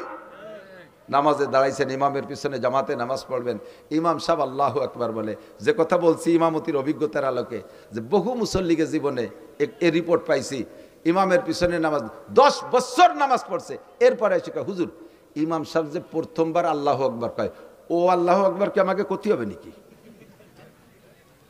আমরা তো সময় খালি কানে হাত দেই। আমি যে আমরা মানে কয় যে আমাকে মাঝি ভাই, মিয়া ভাই, বল কাকা, আমরা সবাই ওই ওরি। মুখ বন্ধ। নামাজের ফরজ 13টি, জোরে বলেন কয়টি? তার মধ্যে একটি তাকবীরে তাহরিমা বলা। তাকবীরে তাহরিমা বলা, আপনি যদি একা নামাজ পড়েন সুন্নাত, তা প্রথম তাকবীর বলা ফরজ, নফল পড়লে প্রথম তাকবীর বলা ফরজ, ওয়াজিব পড়লে প্রথম তাকবীর বলা ফরজ, ইমামের পিছনে যদি পড়েন প্রথম তাকবীর মুখে বলা ফরজ। প্রথম তাকবীর শুধু ইমাম বলবে আর আপনি মুখ বন্ধ করে কানে হাত দেবেন, এতে হবে না। আপনাকে নামাজের ভিতরে যদি প্রথম তাকবীর মুখে আল্লাহু আকবার না বলে থাকেন, এমন করে জীবনে যত ওয়াক্ত চলে গেছে ওই নামাজগুলো হয় নাই, ওই নামাজগুলো আবার পড়তে হবে। এই যে কত ওয়াক্ত গেছে আপনার জানা নাই, এরকম কত ওয়াক্ত গেছে আপনার জানা নাই, মুখ বন্ধ করে খালি কানে উলা দিয়েছেন, আপনার নামাজ বাতিল, আপনার নামাজ হয় নাই। যদিও শুনতে একটু ছোট, একটু আল্লাহু আকবার, কিন্তু এই মশালাটা কত গুরুত্বপূর্ণ আপনার পুরো নামাজ এরপর নির্ভর করে। এই একটা মশলা আজকে জেনে নিলেন, আজকে বুঝতে পারলেন যে আপনাকে প্রথম তাকবীরে আল্লাহু আকবার ইমামের সাথে সাথে বলতে হবে, তবে ইমামের সাথে সাথে পিছে পিছে বলতে হবে, এটা ফরজ। এর একটা মশালার দাম 60 লক্ষ বছর নফল নামাজ ও নফল রোজার চাইতে বেশি। মহিলারা নামাজ পড়বে প্রথম তাকবীর মুখে বলা ফরজ, পুরুষরা নামাজ পড়বে প্রথম তাকবীর মুখে বলা। তবে মহিলারা কোনোদিন জামাতে ইমামতি করতে পারবে না, মহিলারা মহিলাদের ইমামতিও করতে পারবে না, মহিলারা ফরজ অজিব সুন্নত নফল কোনো নামাজে ইমামতি করতে পারবে না, মহিলারা মসজিদে যে জামাতে নামাজ পড়বে না, মহিলারা নামাজ পড়বে ঘরের ভিতরে। মহিলারা যত নির্জনে নামাজ পড়বে তত তাদের নেকি বেশি, আর পুরুষও যত ওপেন ফিল্ডে নামাজ পড়বে বড় জামাতে তত তাদের নেকি বেশি। মহিলারা ঘরের মধ্যে পড়বে, করনাফি বুয়ুতিকুন্না, ঘরের মধ্যে থাকবা। মহিলাদের জুমর নামাজ নাই, মহিলাদের ঈদের নামাজ নাই, মহিলাদের জানাজার নামাজ নাই, মহিলাদের জামাতে নামাজ নাই, 5 ওয়াক্ত জামাতে নামাজ পড়বে না। অনেকে হজে যাইয়া আইসা এবার বউকে নিয়ে জামাতে নামাজ পড়ার একটা প্ল্যান তৈরি করছে। আল্লাহ, মক্কা মদিনায় দেখলাম, আর আমাকে দেশি হুজুর কি তাকে বেশি জানে নাকি? আপনি মক্কা মদিনায় একবার গেছেন আর আমরা 20 বার গেছি। আমরা ওই জায়গা থেকে ওইগুলো নিয়ে আসলাম না, আপনি একবার যাই এতটা নিয়ে আসলেন কে? কি কি আনছে দেখবেন। হানাফি মাযহাবের মুসল্লি, হানাফি মাযহাবে আমিন আস্তে বলতে হবে। হানাফি মাযহাবে আমিন কি আস্তে। সব মাসালা হানাফি মাযহাবের আমল করে। হজরতে আসার পরে এবার ওই মক্কা মদিনায় শুনছে আমিন জোরে কইতে, এই জায়গাটা খালি আমিনটা একটু জোরে না করতে পারলে পাল্টায় না। ইমাম সাহেব বলা দলিনকে ছেড়ে দিছে আমিন, হ্যাঁ বিটাগিরি দেখাচ্ছে উনি। আপনি এরকম করলেন কে? মক্কা মদিনায় বলে তো, মক্কা মদিনায় তো আরো কত তরে শব্দ করেন আপনি। যে দেখছেন কত প্রকারের নামাজ, একদল কানে উলো দেয়ই না।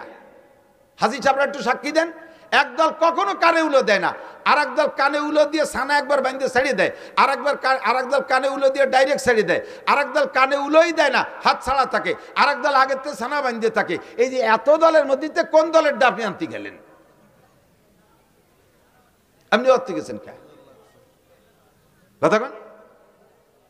আপনার এই জন্যই পাঠাই নেই। এসে গেলে একটু কয়ে যাই, বাংলাদেশের একমাত্র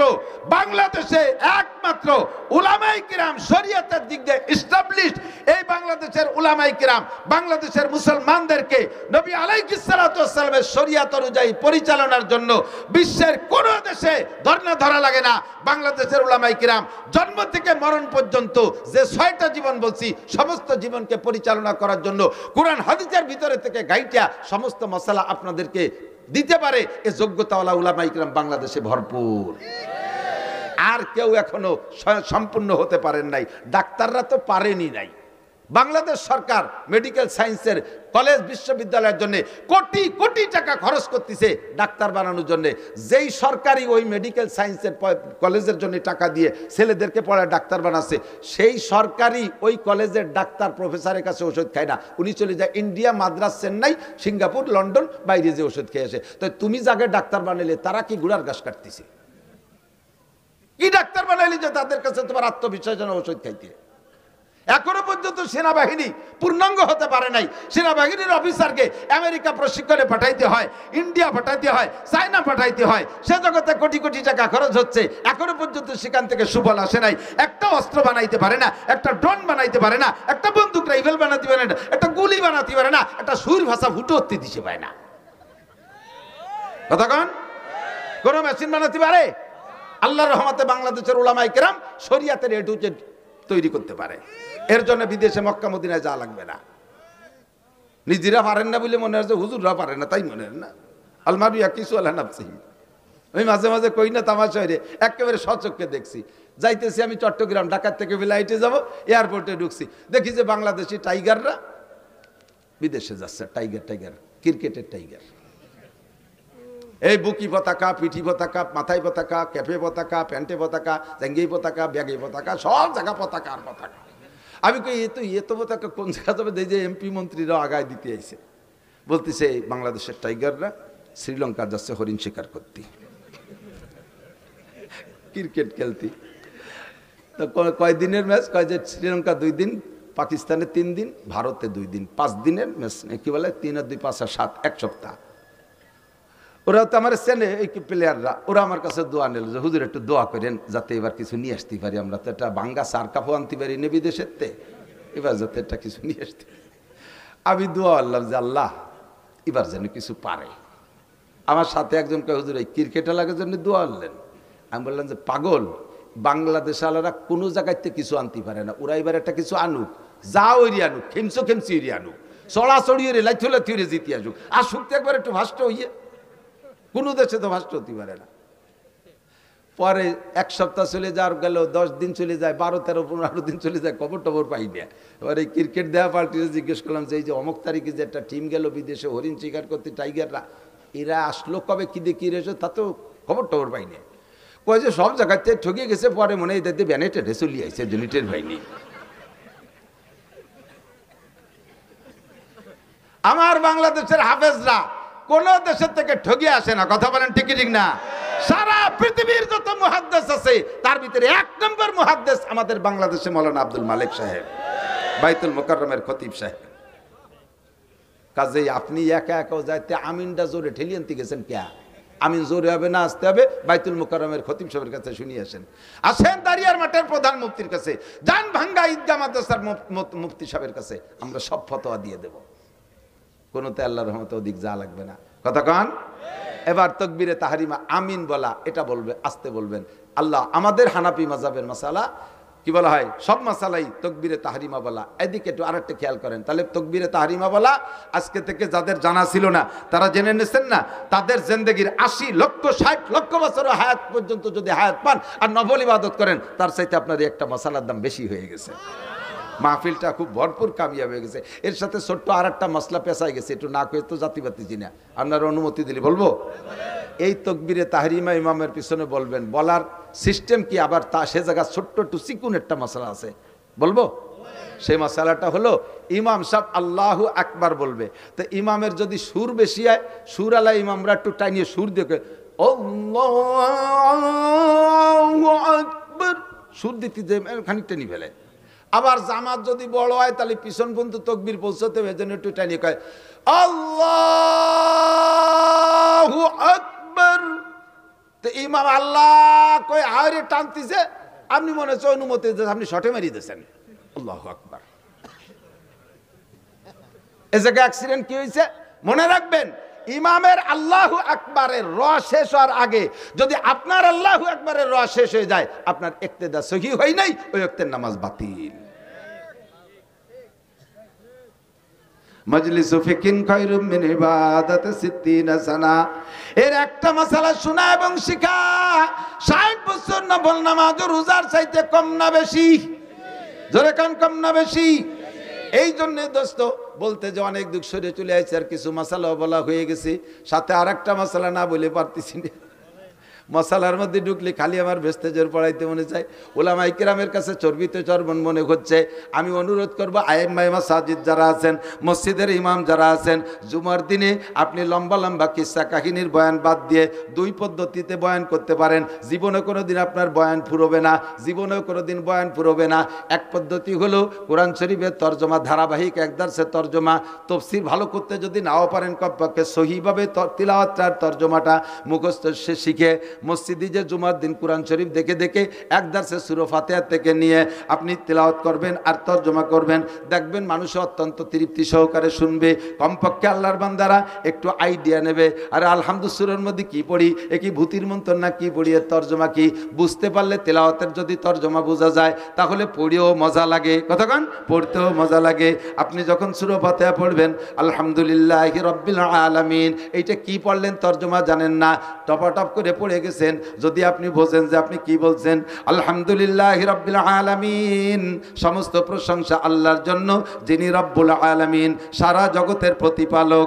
আপনি যখন সূরা ফাতিহার এই আয়াত পড়বেন, তরজমাটা আপনার মাথার মধ্যে চলে আসবে, মনের মধ্যে একটা মজা পাবেন, কারণ আল্লাহ আপনার সামনে, আপনি আল্লাহকে বলতেছেন, আল্লাহ তুমি রব্বুল আলামিন, সমস্ত প্রশংসা তোমার জন্য। এই কথা বলে ছেড়ে দেওয়ার পরে আল্লাহ আপনার সঙ্গে সঙ্গে একটা জবাব দিয়ে দেয়। আল্লাহ একটা জবাব দিয়ে দেয়, কে হামিদানি আব্দি। আল্লাহ যে কি খুশি হয়, কে হামিদানি আব্দি, আমার বান্দা আমার প্রশংসা করছে।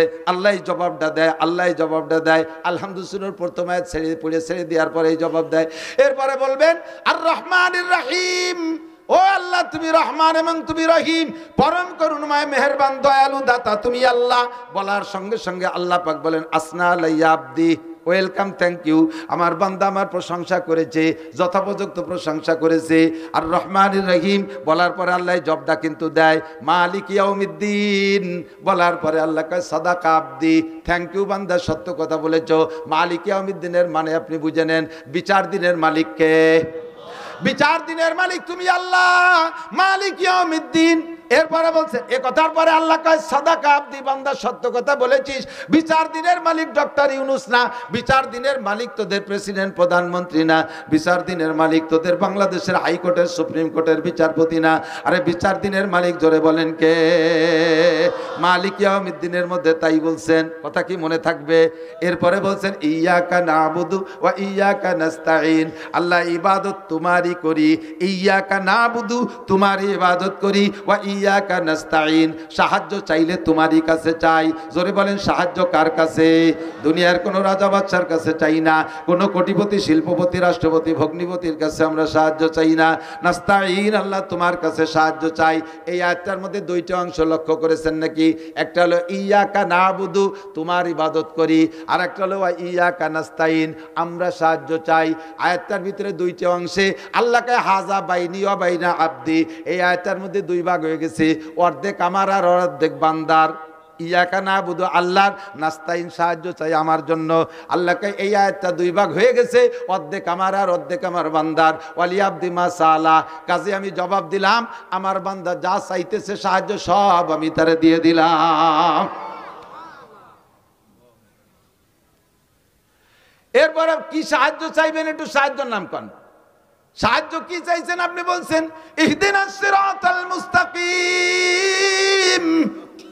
আল্লাহ বাংলাদেশে দলের অভাব নাই, আমলিগ বিএনপি জামাত জাতীয় পার্টি 88 চন্দ্রবাড়া মানিকগঞ্জ সুরেশ্বর ভোজেশ্বর ইনায়েতপুর বাহাদুরপুর শরীয়তপুর মাদারীপুর ফরিদপুর তবলিগ সরবনাই এতাতি ওয়াজাতি হিজবুত তাওহীদ কাদিয়ানি।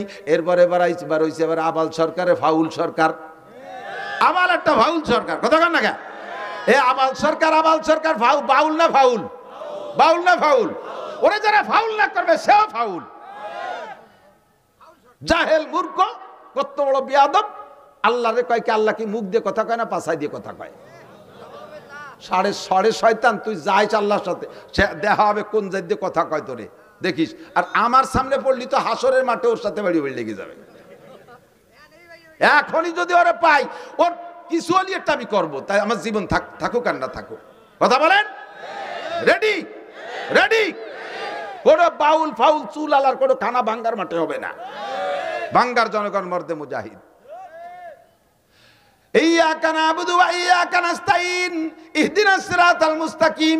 আল্লাহ এত দলের মধ্যে কোন দল যে সঠিক তাই তো বুঝে পারতেছি না। আল্লাহ যে আসে সেই সুন্দর করে বুঝায় কি আমরা সঠিক, আমরা তো বুঝে উঠতে পারতেছি না। দলের তো অভাব নাই, আল্লাহ কোন দল গ্রহণ করব?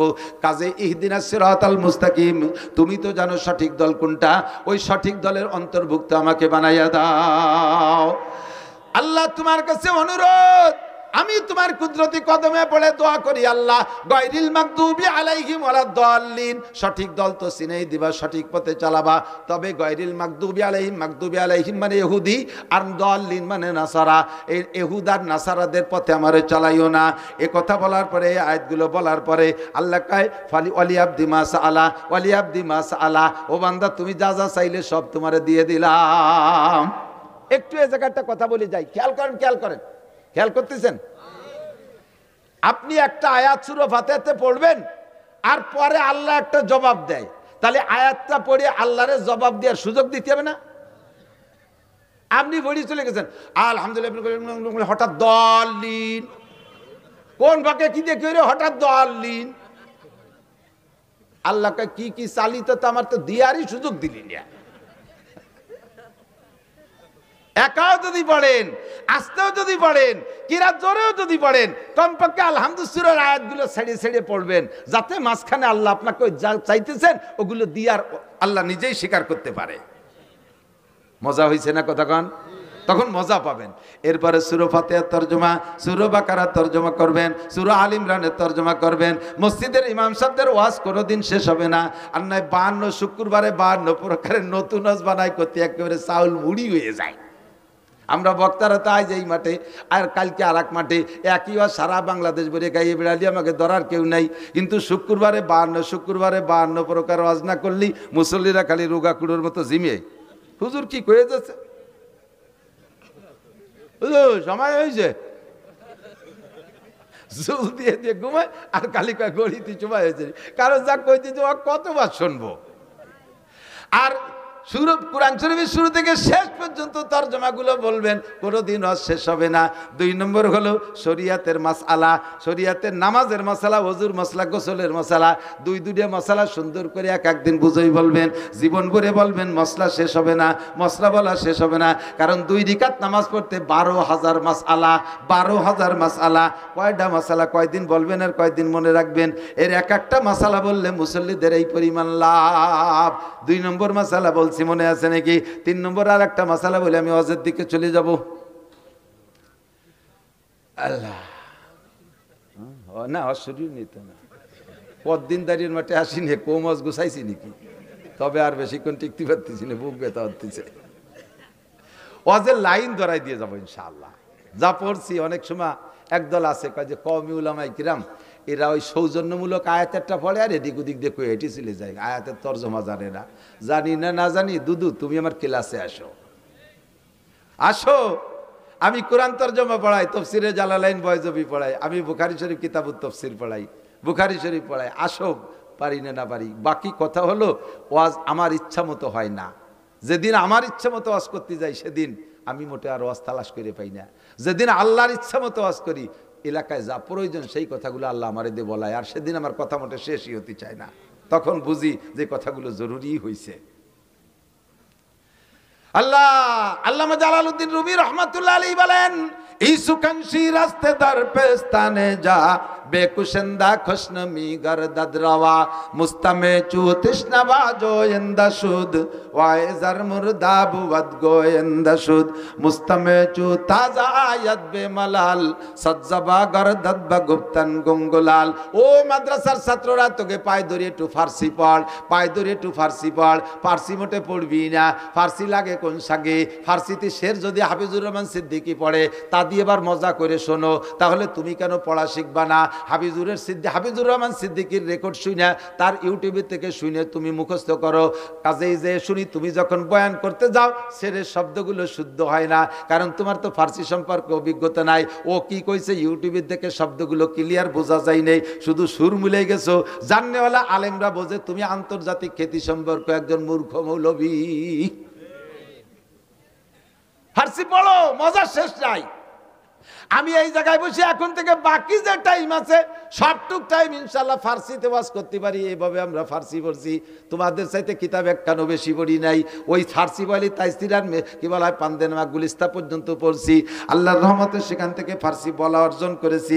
ফার্সিতে আমি আজকে রাত্রে এখানে বসবো, আমি 100 শের বানাই দিতে পারবো ফার্সিতে ইনশাল্লাহ। টেরও পাবেন এটা গুলিস্তার শের না, বুস্তার না, মাসনবী না, পান্দেনামা না, কারিমা শের। আল্লাহর রহমতে ফার্সি শিখছি।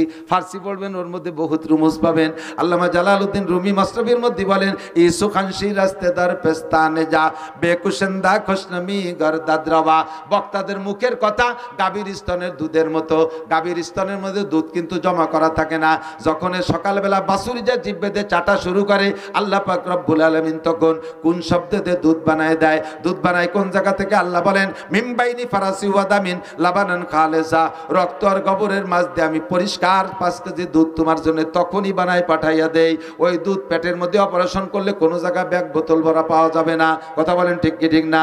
সেম কোয়ালিটি বক্তার জিহ্বায় ওয়াজ লেখা নাই, মাথার মধ্যে ওয়াজের মেমোরি কার্ড ঢুকানো নাই, সিনার মধ্যে কোনো জায়গায় ওয়াজ লেখা নাই। এ জায়গা বসার পরে সুবহানাকা লা ইলমা লানা পড়ে যখন বলি, আল্লাহর কাছে সারেন্ডার করি, আল্লাহ আমার কোনো এলেম নাই, এই দাঁড়িয়ার মাঠ থানা সদরের শিক্ষিত জনগণের কি প্রয়োজন কথাগুলো আমারে শিখায় দাও। আল্লাহ আমার মাথার মধ্যে গাভীর দুধের মতো কথাগুলো দেয়, সেই কথাগুলো বলি। যদি কথা প্রয়োজনীয় হয় কথাগুলো নিয়ে যাবেন, ভুল বললে ক্ষমা করে দেবেন। একটা মশালা বলে দে, আমার দিক তাকান। অনেক সময় সূরা ফাতিহা পড়ার পরে কোন কিরাত পড়বেন, কিরাত খুঁজতে যে একটু সময় লেগে যায়। বহুত জানেন তো কুন্ডা পড়বেন করে খালি ঠেলা ঠেলি হতেছে, কুন্ডা পড়বো, ইন্না তাই না পড়বো, না কুলু পড়বো, নাকি ওয়াল আসরি পড়বো, এই ভাবতে ভাবতে ভাবতে ভাবতে শুরুয়াতি টাইম চলে গেছে কটুক জানেন? সুবহান রাব্বিল আযীম, সুবহান রাব্বিল আযীম, সুবহান রাব্বিল আযীম তিনবার। জোরে পড়লে তো একটু সময় বেশি লাগে, আস্তে পড়লে আর সময় কম লাগে। 3 তসবিহ বলে 3 তসবিহ, 3 তসবিহ পরিমাণ টাইম যদি আপনার ভাবতে ভাবতে সময় চলে যায়, আপনার ওয়াজিব তরক হয়ে গেছে। শেষ বৈঠকে আপনার সৌসিদা দিয়া ওয়াজিব, কয়দিন দিয়েছেন সৌসিদা? সৌসিদা যদি না দেন নামাজে আবার দোহরাই পড়তে হবে। প্রথম বৈঠকে আত্তাহিয়াতু পড়ার পরে আব্দু রাসূল পর্যন্ত পড়ে উঠে দাঁড়ায় যাইতে হবে। আপনি ভুল করবে, কারণ আত্তাহিয়াতু এমন মুখস্থ হয়েছে, প্রথম আত্তাহিয়াতু দোয়া দুরুদ ও আর মনেরই ভরা লাগে না। শেষ দায়িত্ব উঠে মুখরে আত্তাহিয়াতুতে দায়িত্ব দিয়েছেন, তুই পড়তে থাক, আর আপনি চলে গেছেন দোকানের মধ্যে, ব্যবসা বাণিজ্য খ্যাত খামার বেরাক টেরাক সব ঘুরিয়ে টুরিয়ে হঠাৎ করে আইছে যে ইন্না কান্তাল গফুরুর রহিম চলে গেছেন। তখন পরাণ করে, আরে আল্লাহ আরো দিয়ে 1 রিকাত রয়েছে, আরো 2 রিকাত রয়েছে, আমি এত দূর পড়লাম। তখন নিজে নিজে মুফতি হয়ে যান, কয় যে লস হলি তো আমারই হয়েছে, আল্লাহর তোর লসই নেই, আমার সময় নষ্ট হয়েছে। যা কম তো আর ভরি নেই, বেশি তো ভরছি, তাতে এখানে আর কি বা আছে। দাঁড়াইয়া আর বাকি 2 রিকাত পড়ে গতানুগতিক সালাম ফিরিয়ে দিয়েছেন। আল্লাহ কয় আমি ওইটা লাইক করি নাই, তোমার লস হলিও এ জায়গা আমার তরিকার খেলাফ হয়েছে, আমার নবীর তরিকার খেলাফ হয়েছে। তুমি যত সুন্দর ইবাদত করো, এই সুন্দর ইবাদত যদি আল্লাহর হুকুম আর নবীর তরিকার সাথে মিল না খায়, তাহলে ওই সুন্দর ইবাদত আল্লাহর কাছে গ্রহণযোগ্যতা রাখে? কথা বলেন রাখে?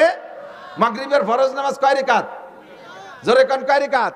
3 রিকাত। আজকে সময় আছে, ভালো আলেম, আপনি লেখাপড়া জানেন, কোরআন শরীফ জানেন, সময় আছে, নিরিবিলি আছে, মনটা ভালো, জামাত পান্নায় একা একা দাঁড়াইছেন। 3 রিকাত পড়ার পরে মনে মনে ভাবতেছেন যে বাংটা পড়বো কে, সময় আছে, আর 1 রিকাত দিয়ে 4 রিকাতই ভরিয়ে দিই।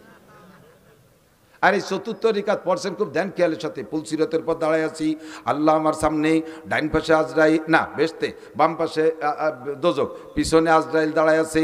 একেবারে 4র্থ নম্বর রিকাতে আলহামদুলিল্লাহর পরে পুরো সূরা বাকারা 2.5 পারা পড়ে ফেলছেন। রুকুর মধ্যে সুবহান রাব্বিল আযীম 39 বার, সিজদায় 141 বার আলা মারি দিয়েছেন। এত সুন্দর করে 4 নম্বর রিকাত পড়ছেন। তাই এই 4 নম্বর রিকাত কি নামাজ হবে? কে এত ভালো রিকাত হবে না? ঈদে আগের 3 রিকাত এসে ভালোই পড়ছেন, হবে না? কে হবে না? খালি এই 1 রিকাত হবে না, না সব কয় রিকাতে খাইছে, সব গোষ্ঠী শুদ্ধ মেরিয়ে দিছে।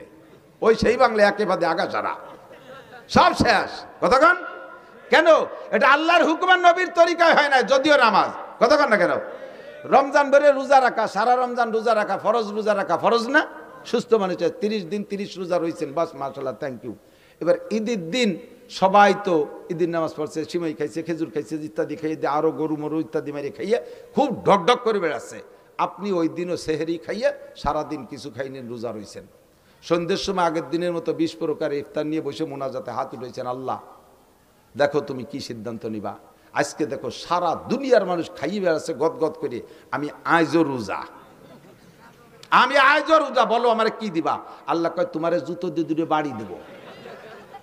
সাড়ে শয়তান, তোরা আজকে রোজা থাকতে গেছে কিনা? আইয়ামু ঈদ আইয়ামু জিয়াফাতিল্লাহ, ঠিক না হুজুর? হাদিসের শব্দই আইয়ামু ঈদ আইয়ামু জিয়াফাতিল্লাহ। বিয়ের দিন জামাই যদি কয় আব্বা আমি রোজা, আমি খাবো না, তাহলে সেই দিন শ্বশুরের কিরম ঠেয়, আর তোর আমার বাড়ি মেহমানদারির দিন তুই আজকে রোজা। কাজেই ইবাদত আমার সৌন্দর্যের পর কোনো সৌন্দর্য না, ইবাদতের সৌন্দর্য দেবে আল্লাহ, আল্লাহর রাসূল। কথা বলুন ঠিক কি ঠিক না?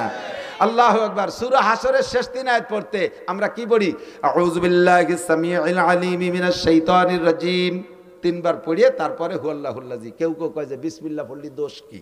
বিসমিল্লাহ কি খারাপ জিনিস? বিসমিল্লাহ ভালো জিনিস, বিসমিল্লাহ খারাপ জিনিস না, ভালো জিনিস।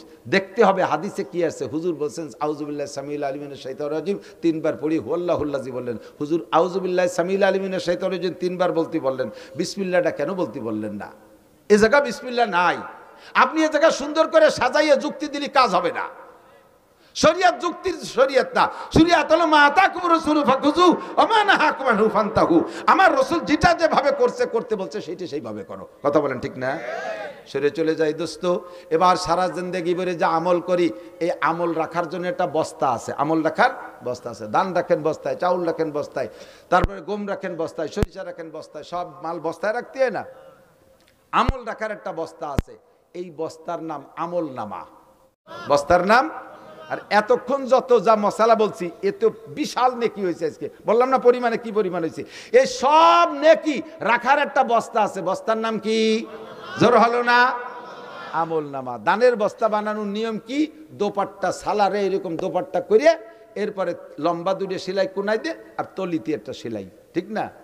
যদি ঘটনাক্রমে কোনো বস্তার লম্বা সেলাই পড়ছে কিন্তু তলায় সেলাই পড়ে নাই, রাতের বেলা 50 মণ ধান উঠোনে 2 বাপ বেটা বস্তা 50টা নিয়ে যাইয়া ধান ভরার নিয়ত করে অন্ধকারে ছেলেরে কইছেন, বাবা তুই বস্তা ধর, আমি এই খেসি ভরে ভিতরে দিচ্ছি।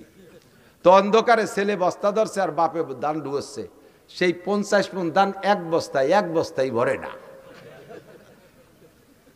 ছেলেকে আব্বা কি আরেন, কোন জায়গা ডালেন? বাপে কয় তুই বস্তা কিরম ধরছিস, ধান তো সব শেষ হয়ে গেল, এক বস্তায় ভরে না। পরে দেখে না বস্তার মুখ দিয়ে দিয়েছে কিন্তু তলায় সেলাই নাই।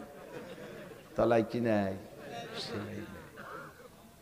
এই ধান বস্তা ভর্তি হলে তলায় কি লাগবে? সেলাই লাগবে। যত নেকামল আছে, নেকামল শুধু আমি আপনি করি না, নেকামল কাফের মুশরিকরাও করে। দান খয়রাত করা নেকামল, সত্য কথা বলা নেকামল, ওয়াদা ঠিক রাখা নেকামল, মসজিদ মাদ্রাসায় দান হিন্দুরাও করে, করে কি করে না? এই সব নেকামল। এই নেকামল রাখার যে বস্তা, মুসলমানের বস্তার তলায় সেলাই আছে, কাফের মুশরিক ইহুদ নাসারাদের বস্তার তলায় সেলাই নাই। সেলাই দিতে হবে কি দিয়ে? সুই সুতোই দিয়ে না। আমল নামার বস্তার তলায় সেলাই দিতে হবে কলেমা দিয়ে। জোরে বলেন কি দিয়ে? ঈমানের কলেমা দিয়ে। আল্লাহ সেই কথা বলেন, মান আমিলা সালিহাম মিন যাকারিন আও উনসা, নারী আর পুরুষ যারা নেক আমল করবে, ওয়া হুয়া মুমিন, শর্ত হলো ঈমানের সাথে। ঈমানের সুই সুতো দিয়ে আমল নামার বস্তার তলায় সেলাই দিয়া যদি নেক আমল করো, তাহলে এই নেক আমল বস্তার মধ্যে থাকবে। আর তার বিনিময় পাবা কি? ফালানুহিয়ান্নাহু হায়াতান তাইয়্যিবা, তোমাকে দুনিয়ার জিন্দেগিটা বড় সুখময় করে দেব। দুনিয়ার জিন্দেগিতে কোনো অশান্তি থাকবে না। ব্যক্তি জীবনে শান্তি পাইবা, পারিবারিক জীবনে শান্তি পাবা, বউ তোমারে আজীবন সম্মান করবে, ছেলে মেয়েরা তোমার কথা শুনবে, পারিবারিক জীবনে শান্তি পাইবা, সামাজিক জীবনে মর্যাদা ঠিক থাকবে, অর্থনৈতিক জীবনে যাতে হাত দেবা তাতেই বরকত পাইবা। রাজনৈতিক জীবনের যে পর্যায়ে তুমি দাঁড়াও, মেম্বারি দাঁড়াইলে পাস করে যাবা, চেয়ারম্যানিতে দাঁড়াইলে চেয়ারম্যান হবা, এমপিতে দাঁড়াইলে এমপি হয়ে যাইবা। শর্ত হলো তোমার নেক আমলের বস্তার তলায় সেলাই দিবা লা ইলাহা ইল্লাল্লাহ মুহাম্মাদুর রাসূলুল্লাহ। 1 নম্বর সেলাই। সেলাই যদি একটা দেন, গম দান থাকবে কিন্তু ঝুঁকি থাইকে যাবে, একটা সেলাই কাইটেও যেতে পারে। সেলাই যদি আর একটা দেন, মোটামুটি ঝুঁকি মুক্ত হবে, গমও থাকবে, বস্তাও শক্ত হবে। সেলাই যদি 3টে দেন, আরো শক্তিশালী হবে। 4টে সেলাই দিয়ে দিলে আশপাশ ছিঁড়ে গেলেও বস্তা আর তলা ছেড়বে না। কথা কোন ঠিক কি ঠিক না? এবার 4টে সেলাই বস্তার তলে দিয়া সুন্দর মজবুত বানাইয়া 1 বস্তা ধান বইরা মাটিতে রেখে দিয়েছেন। মাটিতে বস্তা মুখ বাঁধে একবারে টাইট 10 পয়কে ধান ভরে রেখে দিয়েছেন। পরের দিন যাই দেখেন যে বস্তার অর্ধেক খালি, অর্ধেক নাই। বউরে কইতেছেন কি তুমি তো চুরিয়ে ব্যস্ত নি কয়টা? বউ কয় মাঝে মাঝে কথা খবর না, আমি জীবনে আপনার সংসার খেয়ানত করি না। তাহলে কালকে ভরে থুয়ে গেলাম 10 পয়কে ধান, আজকে অর্ধেক নাই। বস্তা সরাই দেখেন, দেখা যায় তল দিয়ে 3টে ফুটুও। ইন্দুর লাগছে 3টে, কয়টা ইন্দুর লাগছে? 3টে। আল্লাহর এক বুজুর্গ বলে, আই বেরাদার দফরে আউয়াল মুশকুন, আই বেরাদার দফরে আউয়াল মুশকুন, বাদা জাদার কিসে গন্ধম নুশকুন। ও ভাই, বস্তা যদি ভর্তি হয়, আগে 4টে সেলাই দিয়া তারপরে বস্তার ভিতরে মাল ঢুকাইয়া, এরপরে সবসময় খেয়াল রাখবা বস্তার তলায় যেন ইঁদুর না লাগে। বস্তার তলায় যদি ইঁদুর লাগা যায়, সারা জীবন ভরে আজকে ভরবা, কালকে বস্তা খালি হইয়া যাবে।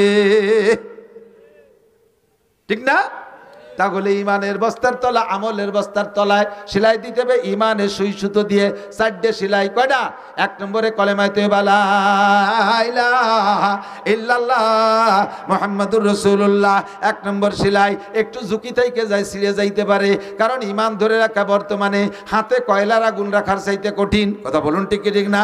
এই জন্য 2 নম্বর সেলাই কলেমায়ে শাহাদাত আশহাদু আল্লা ইলাহা ইল্লাল্লাহ ওয়া আশহাদু আন্না মুহাম্মাদান আবদুহু ওয়া রাসূলুহু। 2 নম্বর সেলাই বাস মোটামুটি শক্ত, এরপরে হাত দুটো সেলাই দিয়েই দেই, তলার ঝুঁকিটা সম্পূর্ণ শেষ হয়ে যাক। 3 নম্বর সেলাই ইমানে মুজমাল আমানতু বিল্লাহি কামা হুয়া বিআসমাইহি ওয়া সিফাতিহি ওয়া কাবিলতু জামিয়া কামিহি ওয়া আরকানিহি। আমি বিশ্বাস করি আল্লাহকে। কেমন বিশ্বাস করো? আমার আল্লাহ যেমন তেমন। আল্লাহর কয়কার হাত আছে আমার জানার দরকার নাই, আল্লাহর দাঁত কত বড় জানার দরকার নাই, আল্লাহর পা কত বড় জানার দরকার নাই। কামা হুয়া যেমন আল্লাহ তেমনই। আমার সাথে বলেন যেমন আল্লাহ তেমনই। তার যত নাম আছে বিআসমাইহি সব নাম বিশ্বাস করি, ও সিফাতিহি যত গুণ আছে সব তারই জন্য প্রযোজ্য, এটা তার সাথে বিশ্বাস করি। এরপরে কি বললাম? ওয়াকাবিলতু জামিয়া কামিহি ওয়া আরকানিহি, তার সমস্ত আদেশ নিষেধ মানিয়া লইলাম, আদেশগুলো ছাড়বো না। বলেন আদেশগুলো ছাড়বো না। আবার বলেন আদেশগুলো ছাড়বো না, নিষেধগুলো করব না। বলবেন না? বলবেন না? আদেশগুলো ছাড়বো না, নিষেধগুলো করব না। 3 নম্বর সেলাই ফাইনাল। 4 নম্বর সেলাই হলো ইমানে মুফাসসাল। বলি আমানতু বিল্লাহি ওয়া মালাইকাতিহি ওয়া কুতুবিহি ওয়া রুসুলিহি ওয়াল ইয়াউমিল আখিরি ওয়াল কদরি খাইরিহি ওয়া শাররিহি মিনাল্লাহি তাআলা ওয়াল বাস বাদাল মাউত। এই 4টে সেলাই দিয়েছেন, এই 4টে সেলাই মজবুত হয়ে গেছে বস্তা। এবার বস্তার তলায় ইঁদুর 3টে।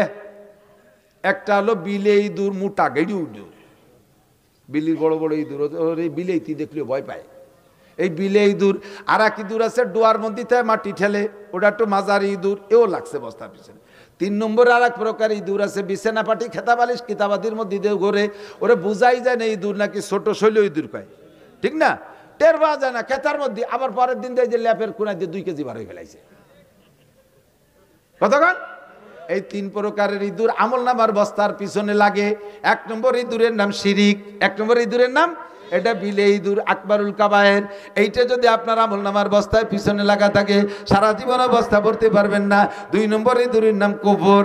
কুফর মানে নেয়ামতের শুকর আদায় না করা। গলা সমান খাইয়ে গ্যাড় গ্যাড় করে বদনাম করতে করে, হ্যাঁ খাইছে কুমিরির মতো খাইছে, ডাল ভালোই নেই, এ শয়তান তা খালি কে। মাদ্রাসার ছাত্ররা নোটাক বাট উস্কুত কথা কবি না, বডিকে লিল্লা বডিকে ফ্রি খাওয়ায়, 4টে পয়সা দাও না, আর উক্তে উক্তে বদনাম। এই মানসি খায়, নালু আলু গরুতি খায়। ভালো খাইতে হলে দে 5,000 টাকা দে, 3 বেলা বিরিয়ানি খাওয়াবো। যা দেয় মাদ্রাসার থেকে বাসবদের অমাক, জান বাঁচাও পরিমাণ ডাল দিক, চাল দিক, খুদ দিক, কুড়ো দিক, শুকর আদায় করবি। হুজুর আমার আব্বা হয় না, এলাকার মানুষ আমার আব্বা না, আব্বা খালি জন্ম দিয়ে ছাড়িয়ে দিছে, এরা খাওয়ায়, এরা সাইডে বাদ দেয়, এটাই তো শুকরিয়া। কতক্ষণ? এই শুকর আদায় করবি, আজকে আদায় করবি, কালকে দেখবি যে গরু জবই দিয়ে পাঠায় দিছে আর একজন, আর আজকে খাইয়ে কবি এই মানসি খায়, তোরে আল্লাহ মাদ্রাসায় রাখবে না, গেটি ধরে বের করে যা ভ্যানসালাই বেড়ে গেছে সোরার বেটা সোরা। ঠিক কইছি না?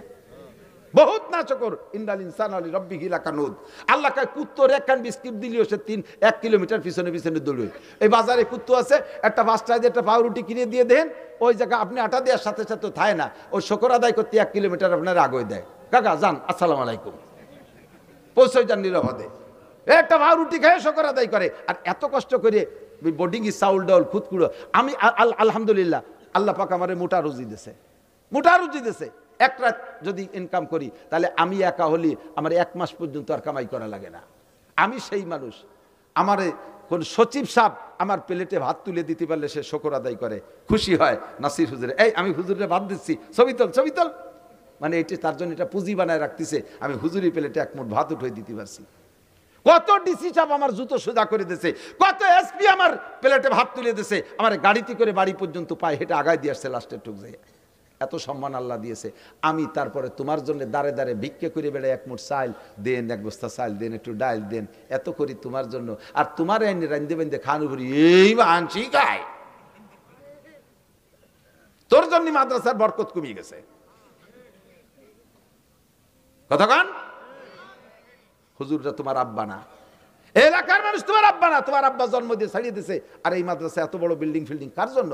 তোমার জন্য বানাইছি। এরপর তোমার বিল্ডিং না, টাইলস নাই এই মাদ্রাসায়, অ্যাটাচড বাথরুম না, খানিক দূর এটি যে আগা লাগে, খানিক দূর এটি যে আগা লাগে, তারপর তো পাকা পায়খানা আগিস। আর আমাদের সময় মাদ্রাসায় ছিল ড্রেন বানাইয়া বা সাইডে ভাবে দিয়ে বিলিতে নাড়া উঠিয়ে নিয়ে বেড়া দিছি। 3 মাস পরে সে নাড়া উইতি খেয়ে বেলাইছে, এক পায়খানায় বসলে 3 জন আর 3টে জাতি হতো না। পায়খানায় যে পায়খানা করলে যারটুক নিচে পড়তো তাতে সিটে এসে ভাষায় লাগতো বেশি। আদিকালি বাসি কথা কইতেও জ্বালাস জ্বালায়। আর পাকা পায়খানা বানাই দিছি। আমার মাথায় কয়টা ছেলে চলিয়ে গেছে, কয় না বাথরুমে টাইলস নাই, এখানে থাকা হবে না। তোমার আব্বার বাথরুম কেমন? আমরা বাগানে পায়খানা করি। বাগানে পায়খানা করে, বর্ষাকালে বাগানেতে পায়খানা ফাঁকা পাশা ইনকোয়ারি করা লাগে, সিনিয়র চোখ লাগছে নাকি আবার। আর তোমার এই মাদ্রাসায় টাইলস নাই, পায়খানা এই জন্য হাঁকবা না, যাতে করি বেটাকে যে অনেক খুশি। এই নিয়ামতের শুকর আদায় না করার নাম কুফরি। দেখেন যত জায়গা শুকর আছে এগেনস্টে কফর আছে। লাইন শাকারতুম লাযিদান্নাকুম ওয়া লাইন কাফারতুম। এই শুকরের এগেনস্টে কফর। নিয়ামত ব্যবহার করে শুকর আদায় না করাই হলো আল্লাহর সাথে নাফরমানি করা। দেখেন দোয়া কুনুতের মধ্যে পড়েন অনাশকুরুকা, তারপরে ওয়ালা নাকফুরুকা, শুকরের এগেনস্টে কফর।